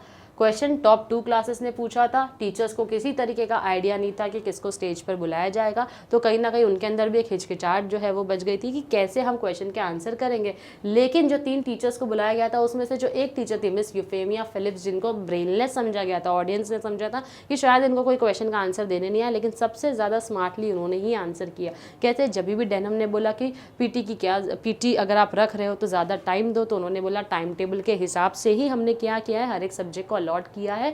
कुछ बच्चे जो ऑलरेडी फिजिकल ट्रेनिंग में अच्छे हैं तो उनको ज़रूरत नहीं है, लेकिन जो नहीं अच्छे हैं उनको ज़्यादा ज़रूरत है, तो आप ही उन बच्चों की मदद कर दो जिनको ज़्यादा ज़रूरत है। तो डेनहम ने कहा अगर ऐसा है तो फिजिकल ट्रेनिंग की लेक्चर्स ही मत रखो। तो उन्होंने बोला कि हमको तो रखना पड़ेगा, क्योंकि हम आपको ऐसी दुनिया के लिए प्रिपेयर कर रहे हैं जहाँ पर आपको कोई चीज़ पसंद हो या नहीं पसंद हो, आपको चीज़ें एक्सेप्ट करना आनी चाहिए। तो इसीलिए इसमें क्या हो गया था, डेनहम ने जो क्या किया था, सक्सेसफुली अपनी हार जो है वो मान ली थी। तो इस तरीके से आपको क्या करना है, इस क्वेश्चन का आंसर देना है। अब हम बात करते हैं सेटिंग की। सेटिंग होता है background of the story. Which event took place in the extract, choose the correct one, give reasons to support your answer. कौन से इवेंट ने कब प्लेस लिया है, हमको क्या करना है, बताना है। एनुअल स्पोर्ट्स डे और नवंबर 15 होता है। Annual social and cultural gathering November 15। Half yearly report और फेयरवेल। तो यहाँ पर क्या बोल रहा है, half yearly reports of student councils और नवंबर 15 जो हमने स्टार्टिंग में ही देख लिया है। कौन सी लाइन सपोर्ट करती है, half yearly report of students council was on November 15 and was one of the important days in the calendar of green slate school, right. तो ये हमने ऑलरेडी नॉवेल के अंदर देख लिया है, तो उसी का आंसर हमने यहाँ पर क्या किया है, लिखा है। तो half yearly report student council की नवंबर 15 को होती है। बाकी सारे जो इवेंट है वो नहीं हुए हैं। हाफ ईयरली स्टूडेंट्स की रिपोर्ट जो है स्टूडेंट काउंसिल की नवंबर 15 को होती है। Okay, the event in the extract was held at dash. कहाँ पर हुआ है ये इवेंट, तो अब हमको बताना है इवेंट कहाँ पर कंडक्ट हुआ है। ये इवेंट जो हुआ है वो कहाँ पर हुआ है, स्कूल के ऑडिटोरियम में हुआ है। कौन सी लाइन बोलती है, a bell was rung at 10 AM and everyone trooped into the auditorium to sit together in class. यानी कि एक बेल रिंग हुई जब सारे बच्चे गैदर होकर क्या करते हैं, आकर बैठ जाते हैं। कहाँ पर, ऑडिटोरियम में। Now the incidents in the extract awkward at a particular place, explain the significance of that place in your own words. एक जगह जहाँ पर ये इंसिडेंट हुआ है, यानी कि स्टूडेंट काउंसिल हुआ है, तो हमको उस जगह के बारे में क्या करना है, यहाँ पर बताना है। Now the theme of the extract is student teacher relationship and the incidents took place in auditorium of green slate school. यानी कि कहाँ पर हुआ है, ग्रीन स्लेट स्कूल जो है वो उसके ऑडिटोरियम में स्टूडेंट काउंसिल हुआ था। The extract confines itself to narrating the incidents on important day of the half yearly report. यानी कि ये जो एक्सट्रैक्ट है वो किस बारे में बता रहा है कि ये हाफ ईयरली रिपोर्ट जो है वो बहुत ज़रूरी होती है किसी भी स्कूल में। ये रिपोर्ट जब होती है तो उसमें किसका प्रेजेंस होना ज़रूरी है, हेड ऑफ द स्कूल का होना ज़रूरी है, उसी के साथ साथ टीचर्स एंड स्टूडेंट्स का भी होना ज़रूरी है। अब ये थोड़ा सा सीरियस और फॉर्मल ओकेजन होता है जहाँ पर रिपोर्ट सबमिट हो रही है, क्योंकि यहाँ पर जो रिपोर्ट सबमिट हो रही है वो किस चीज़ की हो रही है, हाफ ईयरली रिपोर्ट, जहाँ पर बच्चों ने क्या सीखा है उनको प्रेजेंट करना है, उसी के साथ साथ एडवाइजेज एंड सजेशंस भी देने होते हैं। Now with a stage and a formal, और यहाँ का एटमॉस्फेयर काफ़ी ज़्यादा फॉर्मल होता है, ज़्यादा ह्यूमरस नहीं चल सकता है क्योंकि कोई कॉमेडी शो नहीं है, एक फॉर्मल ओकेजन होता है, तो यहाँ पर सीरियसनेस होना ज़रूरी है बच्चों और टीचर्स की भी। Presentations given on stage by the narrator, students calmly and with confidence shows progress he has made with them. तो जिस तरीके से जो सीनियर स्टूडेंट्स थे, डेनम और मिस जोसेफ, जिन्होंने एंटायर इवेंट को पूरी अच्छी तरीके से हैंडल किया, ये किसके स्टूडेंट थे, ये स्टूडेंट थे ब्रेथवेट के, जो कि हमारे नरेटर है। तो नरेटर ने इतने अच्छे से बच्चों को ट्रेन कर दिया था जिससे कि एट द एंड क्या हुआ, कहीं ना कहीं उसने देखा कि मेरे बच्चों ने बहुत ही अच्छे तरीके से अरेंज भी किया, ऑर्गेनाइज भी किया और प्रेजेंट भी किया। Next, explain how the setting of the extract contributes to the theme of the novel. अब ये जो सेटिंग है वो किस तरीके से थीम ऑफ द नॉवेल को क्या करती है, जस्टिफाई करती है। तो वहीं पर हमको लिखना है थीम ऑफ द नॉवेल क्या है, टीचर स्टूडेंट रिलेशनशिप के ऊपर है, और किस तरीके से change in the behaviour of the students after narrator's patient dealing. यानी कि नरेटर ने पेशेंट्स के साथ जब बच्चों से डील किया, अपना बिहेवियर काम रख के, तो बच्चों का भी नेचर और बिहेवियर क्या होने लग गया था, चेंज होने लग गया था। इनिशियली जो नरेटर है उसको काफ़ी बुरा वक्त देखना पड़ा बच्चों के मिसबिहेवियर की वजह से, लेकिन जैसे जैसे उन्होंने बच्चों को मिस और सर कहकर एड्रेस करना शुरू कर दिया, बच्चों को इनिशियली तो काफ़ी ज़्यादा रिडिकुलस लगा, लेकिन कुछ हफ्तों के बाद उन्होंने क्या किया, इस बिहेवियर को उनके एक्सेप्ट भी कर लिया, और उसी के साथ साथ फिर भी कुछ टाइम तक उनको डिसरिस्पेक्ट झेलनी पड़ी, लेकिन बाद में बच्चों ने क्या किया, उनको सरप्राइज़ किया मैच्योरिटी के साथ, नॉलेज के साथ में, राइट। बच्चे पहले किसी भी तरीके का एटीट्यूड और बिहेवियर में चेंज लाने तैयार नहीं थे, लेकिन क्योंकि उन्होंने देखा हमारे टीचर के बिहेवियर इतना ज़्यादा काम है, तो बच्चों ने क्या कर दिया, अपना भी बिहेवियर और एटीट्यूड को चेंज कर दिया। जब I student council report submit करने के बाद, तब सबसे ज़्यादा अच्छा परफॉर्मेंस जो रहा है वो हमारे नरेटर की क्लास का ही रहा है, क्योंकि वो सीनियर स्टूडेंट्स भी रहे हैं, उसी के साथ साथ हर एक सब्जेक्ट के ऊपर हर एक बच्चे को क्या किया गया था, यहाँ पर काम जो है वो अलॉट किया गया था। तो जब एक अथॉरिटी दे दी थी बच्चों को, तो हर किसी ने अपनी रिस्पॉन्सिबिलिटी को बहुत ही अच्छे से क्या किया है, समझा है, और उसी के साथ साथ उसको क्या किया है, प्रेजेंट भी किया है। Setting of the auditorium, stage, formal atmosphere is just right. तो क्योंकि ये एक सीरियस और फॉर्मल ओकेजन था तो बच्चों को यहाँ पर सीरियसनेस लाना बहुत ज़रूरी था। तो जिस तरीके से ऑडिटोरियम है जहाँ पर इतने टीचर्स आएंगे, हेड ऑफ द स्कूल आएंगे, तो फॉर्मल ओकेजन में उनको भी सीरियस होना पड़ा। तो उन्होंने उस तरीके से क्या किया, अपनी प्लानिंग और ऑर्गेनाइजिंग की। उसी के साथ साथ the discussion and the question and answer session also contributes to the theme.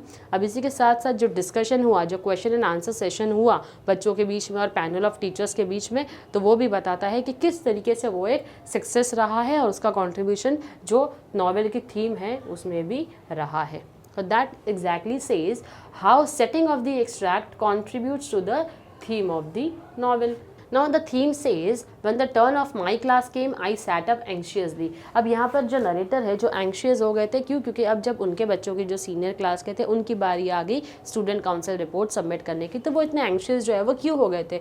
तो हमको ऐसे स्टेटमेंट बताने हैं जो सपोर्ट करते हैं कि जो हमारे टीचर है वो एंशियस हो गए थे। तो यहाँ पर हमको शुरुआत किससे करनी है, बैकग्राउंड से करनी है। फिर से बताना है कि नरेटर जब स्कूल में ज्वाइन हुए तब बच्चों का बिहेवियर कैसा था, फिर धीरे धीरे किस तरीके से हमारे नरेटर ने, हमारे जो राइटर है, जो ऑथर है, जो टीचर है हमारे ब्रेथवेट, उन्होंने क्या किया, अपने बिहेवियर में चेंज लाकर अपने आप को काम रखा और न्यू टेक्निक्स जो है जो उन्होंने पढ़ी थी साइकोलॉजी की, वो क्या की बच्चों के ऊपर इम्प्लीमेंट करना शुरू कर दी, जिसकी वजह से बच्चों के भी नेचर और बिहेवियर में क्या आया, चेंज आने लग गया। और उसी के साथ साथ अथॉरिटी और रिस्पॉन्सिबिलिटी जो है वो बच्चे समझने लग गए। तो ये सारी चीज़ें बताते हुए आप बता सकते हैं कि किस तरीके से ये जो स्टेटमेंट यहाँ पर दिया हुआ है उसको कई सारे स्टेटमेंट नरेटर के ऐसे जो कि सपोर्ट करते हैं। Next, select two statements that describe the theme of the extract. अब ऐसे दो स्टेटमेंट हमको लेने हैं जो हमको बताते हैं जो एक्सट्रैक्ट दिया हुआ है, नॉवेल का एक पोर्शन हमने सिर्फ पढ़ा है, तो वो क्या ऐसे एक्सट्रैक्ट है जो कि थीम हमको पूरा समझा देती है। Okay, half yearly report of student council was not an important event for the students and teachers of school. Of course not, ये तो बहुत ही इंपॉर्टेंट इवेंट होता है क्योंकि एक फॉर्मल ओकेजन होता है ये और सीरियस ओकेजन होता है। The writer was immensely please to notice the progress of students, कि किस तरीके से, अब यहाँ जो ये टर्म यूज हो रहा है progress of the students, progress यानी कि एक टाइम पीरियड ऐसा था जब बच्चे बिल्कुल भी अच्छा परफॉर्म नहीं करते थे, लेकिन धीरे धीरे उसने क्या करना नोटिस कर दिया, बच्चों की प्रोग्रेस जो है वो नोटिस कर दिया। उसी के साथ साथ the student showed a remarkable change in the behaviour, जैसे जैसे यहाँ प्रोग्रेस होने लगी बच्चों के बिहेवियर और एटीट्यूड में क्या होने लग गया, चेंज होने लग गया। और हर एक सब्जेक्ट में उन्होंने क्या देखा कि हर एक सब्जेक्ट में सारे बच्चे क्या है, परफॉर्म अपना प्रोग्रेस कर रहे हैं। The head of the institution was against conducting such activities in the school. तो ये दोनों ही इंसिडेंट के बारे में हमारे नॉवेल में नहीं दिया हुआ है। तो ये जो दो इंसिडेंट है वो क्लियरली बताते हैं कि किस तरीके से थीम ऑफ द एक्सट्रैक्ट जो है हमारा ये रहा है। The next question says the relationship between the teachers and the students is highlighted in the extract, illustrate the suitable examples from the extract. यानी कि टीचर और स्टूडेंट रिलेशनशिप को यहाँ पर क्या किया गया है, हाईलाइट किया गया है। तो वो चीज़ें कहाँ हाईलाइट होकर ज़्यादा आई है, जब हमारे स्टूडेंट काउंसिल रिपोर्ट्स जो है जब प्रेजेंट हो रही थी क्लास के सामने, टीचर्स के सामने, ऑडियंसेस के सामने, तो वहाँ पर हमने क्या किया है, टीचर और स्टूडेंट के रिलेशन को देखा है। तो कैसा रहा है टीचर स्टूडेंट रिलेशन, आइए देखते हैं। Narrator describes the day on which half yearly report of student council take place. तो किस दिन के बारे में बात हो रही है, हाफ ईयरली रिपोर्ट जब आई थी स्टूडेंट काउंसिल की। It is entirely students affair, यानी कि पूरा का पूरा काम जो है, ये जो ताम झाम देखना था, स्टूडेंट काउंसिल को ऑर्गेनाइज करना, हर एक चीज़ का अरेंजमेंट करना, तो ये किसका काम था, स्टूडेंट्स अफेयर। ये जो दिन था ये स्टूडेंट्स के लिए था, जहाँ पर उनको पूरा फ्रीडम दिया गया था कि आपको जो तरीके से प्रेजेंट करना है आप कर सकते हो। उसी के साथ साथ प्रोग्राम की सारी अरेंजमेंट की तैयारी जो थी वो किसके ऊपर थी, स्टूडेंट्स के ऊपर थी। Students and teachers all listen attentively to the reports made by the student. अब जितने भी स्टूडेंट थे, टीचर थे, हर किसी को वो रिपोर्ट जो है वो ध्यान से सुननी थी। At the end of the students presentation 3 teachers are chosen to answer the questions. End of the presentation क्या हो गया, 3 टीचर को सिलेक्ट कर दिया गया जिनको क्वेश्चन के आंसर जो है वो देने थे। They have to answer whatever question are put to them, यानी कि उनको सारे क्वेश्चन के आंसर देने होंगे जो भी उनके सामने रखे गए होंगे। अब फर्नमैन के क्वेश्चन थे वो एड्रॉइटली थे थोड़े से। उसी के साथ साथ डेनम जो है वो काफ़ी ब्लंट और क्रिटिकल और आर्ग्यूमेंटेटिव टाइप क्वेश्चन जो है वो पूछता था। 2 of the teachers are flustered by the questions which they find difficult to answer। 2 ऐसे टीचर थे, कौन थे, डेल इवेंस और मिस्टर वॉटसन। तो ये 2 ऐसे लोग थे जिनको क्वेश्चंस के आंसर देने बिल्कुल भी नहीं है। लेकिन जो उनमें थी एक तीसरी टीचर जिनको ब्रेनलेस समझा गया था, मिस फिलिप्स, वो काफ़ी ज़्यादा स्मार्ट थी और स्किलफुली उसने क्या किया, स्टूडेंट्स के क्वेश्चन को आंसर दिया विदाउट एम्बेरसिंग देम, किसी भी बच्चों को नीचा नहीं दिखाते हुए और खुद भी एम्बेरस ना फील करते हुए क्या किया था, आंसर किया था स्किलफुली। ये है हमारा स्टूडेंट और टीचर का relationship. It is a democratic setup, there is a freedom of expression. अब यहाँ पर फ्रीडम ऑफ एक्सप्रेशन है, the students are free from any restriction, students के ऊपर किसी भी तरीके का रिस्ट्रिक्शन नहीं है। They express their views openly, analysis in issues honestly, यानी कि जो भी व्यूज़ और ओपिनियंस किसी बच्चे के होंगे वो ओपनली क्या कर सकते हैं, डिस्कस कर सकते हैं। किसी भी तरीके का बायस्डनेस या रेसिज्म यहाँ पर नहीं था। तो ये था हमारा relationship between students and teachers, जिसको हाईलाइट करके इस एक्सट्रैक्ट में दिया गया है। अब हमको बताना है explain in brief the theme of the extract. तो थीम क्या रहा है हमारा, student teacher relationship. Half yearly report के बारे में है यहाँ पर स्टूडेंट काउंसिल की। इम्प्रूवमेंट आया है बच्चों के नेचर में, बिहेवियर में, उनका लेवल ऑफ कॉन्फिडेंस और कर्टसी भी इम्प्रूव हो गया है। किस तरीके से फ्रीडम दिया गया है स्टूडेंट टीचर के इंटरेक्शन में। और नरेटर एंग्शियस हो जाता है, कब एंग्शियस हो जाता है, क्यों, क्योंकि अब क्योंकि एक टीचर का बहुत ही प्राउड मोमेंट होता है जब वो देखता है कि हमारा बच्चा जो है वो राइज कर रहा है, वो शाइन कर रहा है, इतने सारे लोगों के बीच में जाके इतने अच्छे से किसी प्रोग्राम को कंडक्ट कर रहा है और लोग उनके लिए तालियां बजा रहे हैं, लोग चाहे टीचर्स हो स्टूडेंट्स हो सब कुछ उनके लिए अपलॉस कर रहे हैं। तो ये सारी चीज़ें देखकर जब एक टीचर को प्राउड फील होता है, इसलिए यहाँ पर जो टीचर है वो काफ़ी ज़्यादा एंग्शियस भी हुआ करते थे। ये एग्जैक्ट थीम इज एक्सट्रैक्ट का। अब स्कूल के एटमॉस्फेयर के बारे में हमको बताना है, how was the atmosphere of the school, जो इस एक्सट्रैक्ट में दिया हुआ है। The students of school reports to the faculty and other students on what they have been studying texts for. तो यहाँ पर क्या बोला जा रहा है कि स्टूडेंट को किस चीज़ के ऊपर रिपोर्ट तैयार करके देनी थी, हाफ ईयरली जो स्टूडेंट काउंसिल रिपोर्ट थी, जो कि बच्चों ने उस पूरे 6 महीने के दौरान क्या सीखा है, उस हाफ ईयरली उन्होंने जो कुछ भी सीखा है बच्चों को उसके ऊपर रिपोर्ट देनी थी। Now it is entirely the students affair. अब ये पूरे के पूरा ताम झाम देखने की जिम्मेदारी स्टूडेंट की थी। तो कैसे अरेंज करना है, कैसे प्लान करना है, ऑर्गेनाइज करना है, कैसे इम्प्लीमेंट करना है, ये सारा काम जो था वो स्टूडेंट्स के ऊपर था। आपस में स्टूडेंट्स मिलकर पूरे प्रोग्राम को कंडक्ट करने वाले थे। तो हर किसी ने अपने अपने टास्क को अलॉट करके रख दिया था। अब इसी तरीके से 3 टीचर्स को सिलेक्ट किया गया था रैंडमली, जिनको क्वेश्चन एंड आंसर सेशन के लिए स्टेज पर बिठाया गया था, जहाँ पर फॉर्मल और फ्लैंकली और ऑनेस्टली क्वेश्चन के आंसर्स दे रहे थे। स्टूडेंट्स ने अपने रिपोर्ट्स ऑनेस्टली प्रेजेंट किए, उसी के साथ साथ क्वेश्चंस भी पूछे फियरलेसली, बिना डरे। Next, the selected teachers do their best to answer the critical and blunt questions put to them. अब टीचर्स ने भी क्या किया, आंसर किए किसी कैसे क्वेश्चंस को जो क्रिटिकली और ब्लंट, जो ओपनली रखे गए थे उनके सामने। तो मिस फिलिप्स जो थे हमारे, उनका सबसे ज़्यादा कॉन्ट्रीब्यूशन था स्टूडेंट्स के आंसर को स्किलफुली हैंडल करने में। Now there is freedom of expression, क्योंकि ये एक डेमोक्रेटिक सेटअप था जहाँ पर स्टूडेंट भी फ्री है क्वेश्चन पूछने के लिए और टीचर भी फ्री है आंसर देने के लिए। तो यहाँ पर क्या था, फ्रीडम ऑफ एक्सप्रेशन था, जहाँ पर आप अपने ओपिनियंस, अपने व्यूज़ जो है वो रख सकते हैं। Right, you can keep your views openly and analyse issues without any restrict. तो बिना किसी रेस्ट्रिक्शन के आपको क्या करना है, क्वेश्चन के आंसर्स देने हैं और आपको क्वेश्चंस भी रेज करने हैं। तो ये है हमारे स्कूल का एटमॉस्फेयर, जहाँ पर स्टूडेंट और टीचर के रिलेशनशिप की बात चल रही है। Next that we have is questions based on language. Now these are something which we are learning the elements of novels. Explain the following statements that enrich the language and create a powerful impact. तो किस तरीके की language का use हुआ है, जैसे हमने पढ़ा था लैंग्वेज के अंदर जो 2 चीज़ होती है वो इंपॉर्टेंट होती है, या तो जो नरेटर है, जो नॉवेलिस्ट है, वो एक्सटेंसिव वोकेबुलरी का यूज़ कर सकता है, यानी बिग वर्ड्स का यूज़ कर सकता है, या तो लेकॉनिक हो सकता है जो कि ऑन पॉइंट एग्जैक्टली बात करता है। तो यहाँ पर किस तरीके की वोकेबुलरी का यूज़ किया है, जो एंटायर टेक्सचर जो है हमारे नॉवेल का क्या करती है, डिसाइड करती है। अब जो है हमारा language, Miss Phillips is transformed into a very convincing personality. तो किस तरीके से बताया, मिस फिलिप्स जो है कन्विंसिंग पर्सनालिटी में ट्रांसफॉर्म हुई हैं। तो ये कैसे पता चलता है हमको, Miss Phillips is earlier considered as freely and brainless, यानी कि हम उनको कंसिडर किया गया था कि she is a brainless, she may not be able to answer the questions, क्योंकि बाकी 2 टीचर्स थे वो भी क्वेश्चन के आंसर नहीं दे पाते, स्टैमर कर रहे थे, हिचकिचा रहे थे आंसर देने के लिए। लेकिन यहाँ पर क्या हुआ, मिस फिलिप्स जो है उसने काफ़ी अच्छे तरीके से आंसर दिया। She was the best informed of the 3 teachers, लेकिन बाद में पता चला कि वो सबसे ज़्यादा नॉलेजेबल है अदर 2 टीचर्स के कंपैरिजन में। She intervened skilfully when the other 2 teachers were at a loss without embarrassing them. जब दूसरे 2 टीचर्स को सवाल के जवाब नहीं आ रहे थे, उसने ज़्यादा अच्छे से क्या किया, इंटरवेन किया, इंटरफेयर किया और आंसर दिया। She was very cool, honest and with authoritatively उसने क्या किया, आंसर किया। When Denham is blunt, critical and argumentative, जब डेनहम जो है ब्लंट था, क्रिटिकली बहुत ही ज़्यादा क्रिटिसाइज करते हुए, आर्ग्यूमेंट करते हुए क्वेश्चन कर रहा था, तो क्या हुआ, उसी के साथ साथ जो इन्होंने आंसर दिया उसको वो काफ़ी ज़्यादा कूल और प्लेजेंट वे में आंसर दिया, उसी के साथ साथ चेहरे पे स्माइल रखते हुए, एक अच्छी सी मुस्कुराहट देते हुए, बेबी ब्लू आइज़ से उन्होंने और ज़्यादा क्या किया, कोशिश किया कि बच्चे को समझ में आ जाए कि कहीं ना कहीं मेरा जो बोलना है वो ऑन पॉइंट बोलना है. Now when Denham is blunt, critical and argumentative while discussing PT, she tells Denham that the whole timetable in the school was meant to help the students. यानी कि अब यहाँ पर वो बता रहे हैं जो भी टाइम टेबल है बच्चों के लिए ही बना है, तो उन्हीं के हिसाब से हमने टाइम टेबल बनाया है, चाहे किसी को पसंद आए या ना आए, it is a part of training जो तुमको फॉलो करना ही है. She also asserted that she was sure that Denham saw the importance of what she had said and why he had to do PT. यानी कि PT करना क्यों ज़रूरी है उन्होंने वो भी समझाया. Thus she put Denham in his place very coolly and pleasantly, यानी उन्होंने डेनहम को हरा दिया, यानी उन्होंने डेनहम को क्या किया, हरा दिया, और डेनहम ने भी अपनी जो हार है उसको पोलाइटली क्या कर ली, एक्सेप्ट कर ली.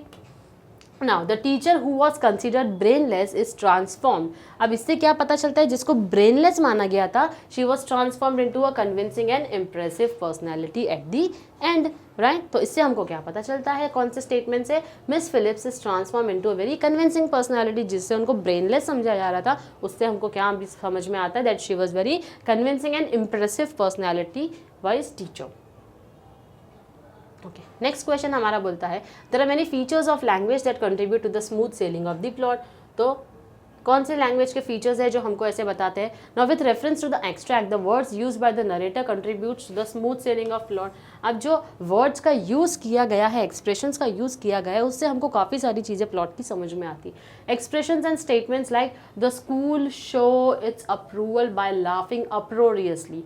देखिए किस तरीके की लैंग्वेज जो है वो यूज़ की गई है यहाँ पर. अप्रोरियसली, सब पूरा का पूरा क्राउड मिलकर क्या कर रहा था, हंस रहा था. तो कहीं ना कहीं सारे के सारे स्कूल ने मिलकर अपना कंट्रीब्यूशन दिया है उस चीज़ को समझने में.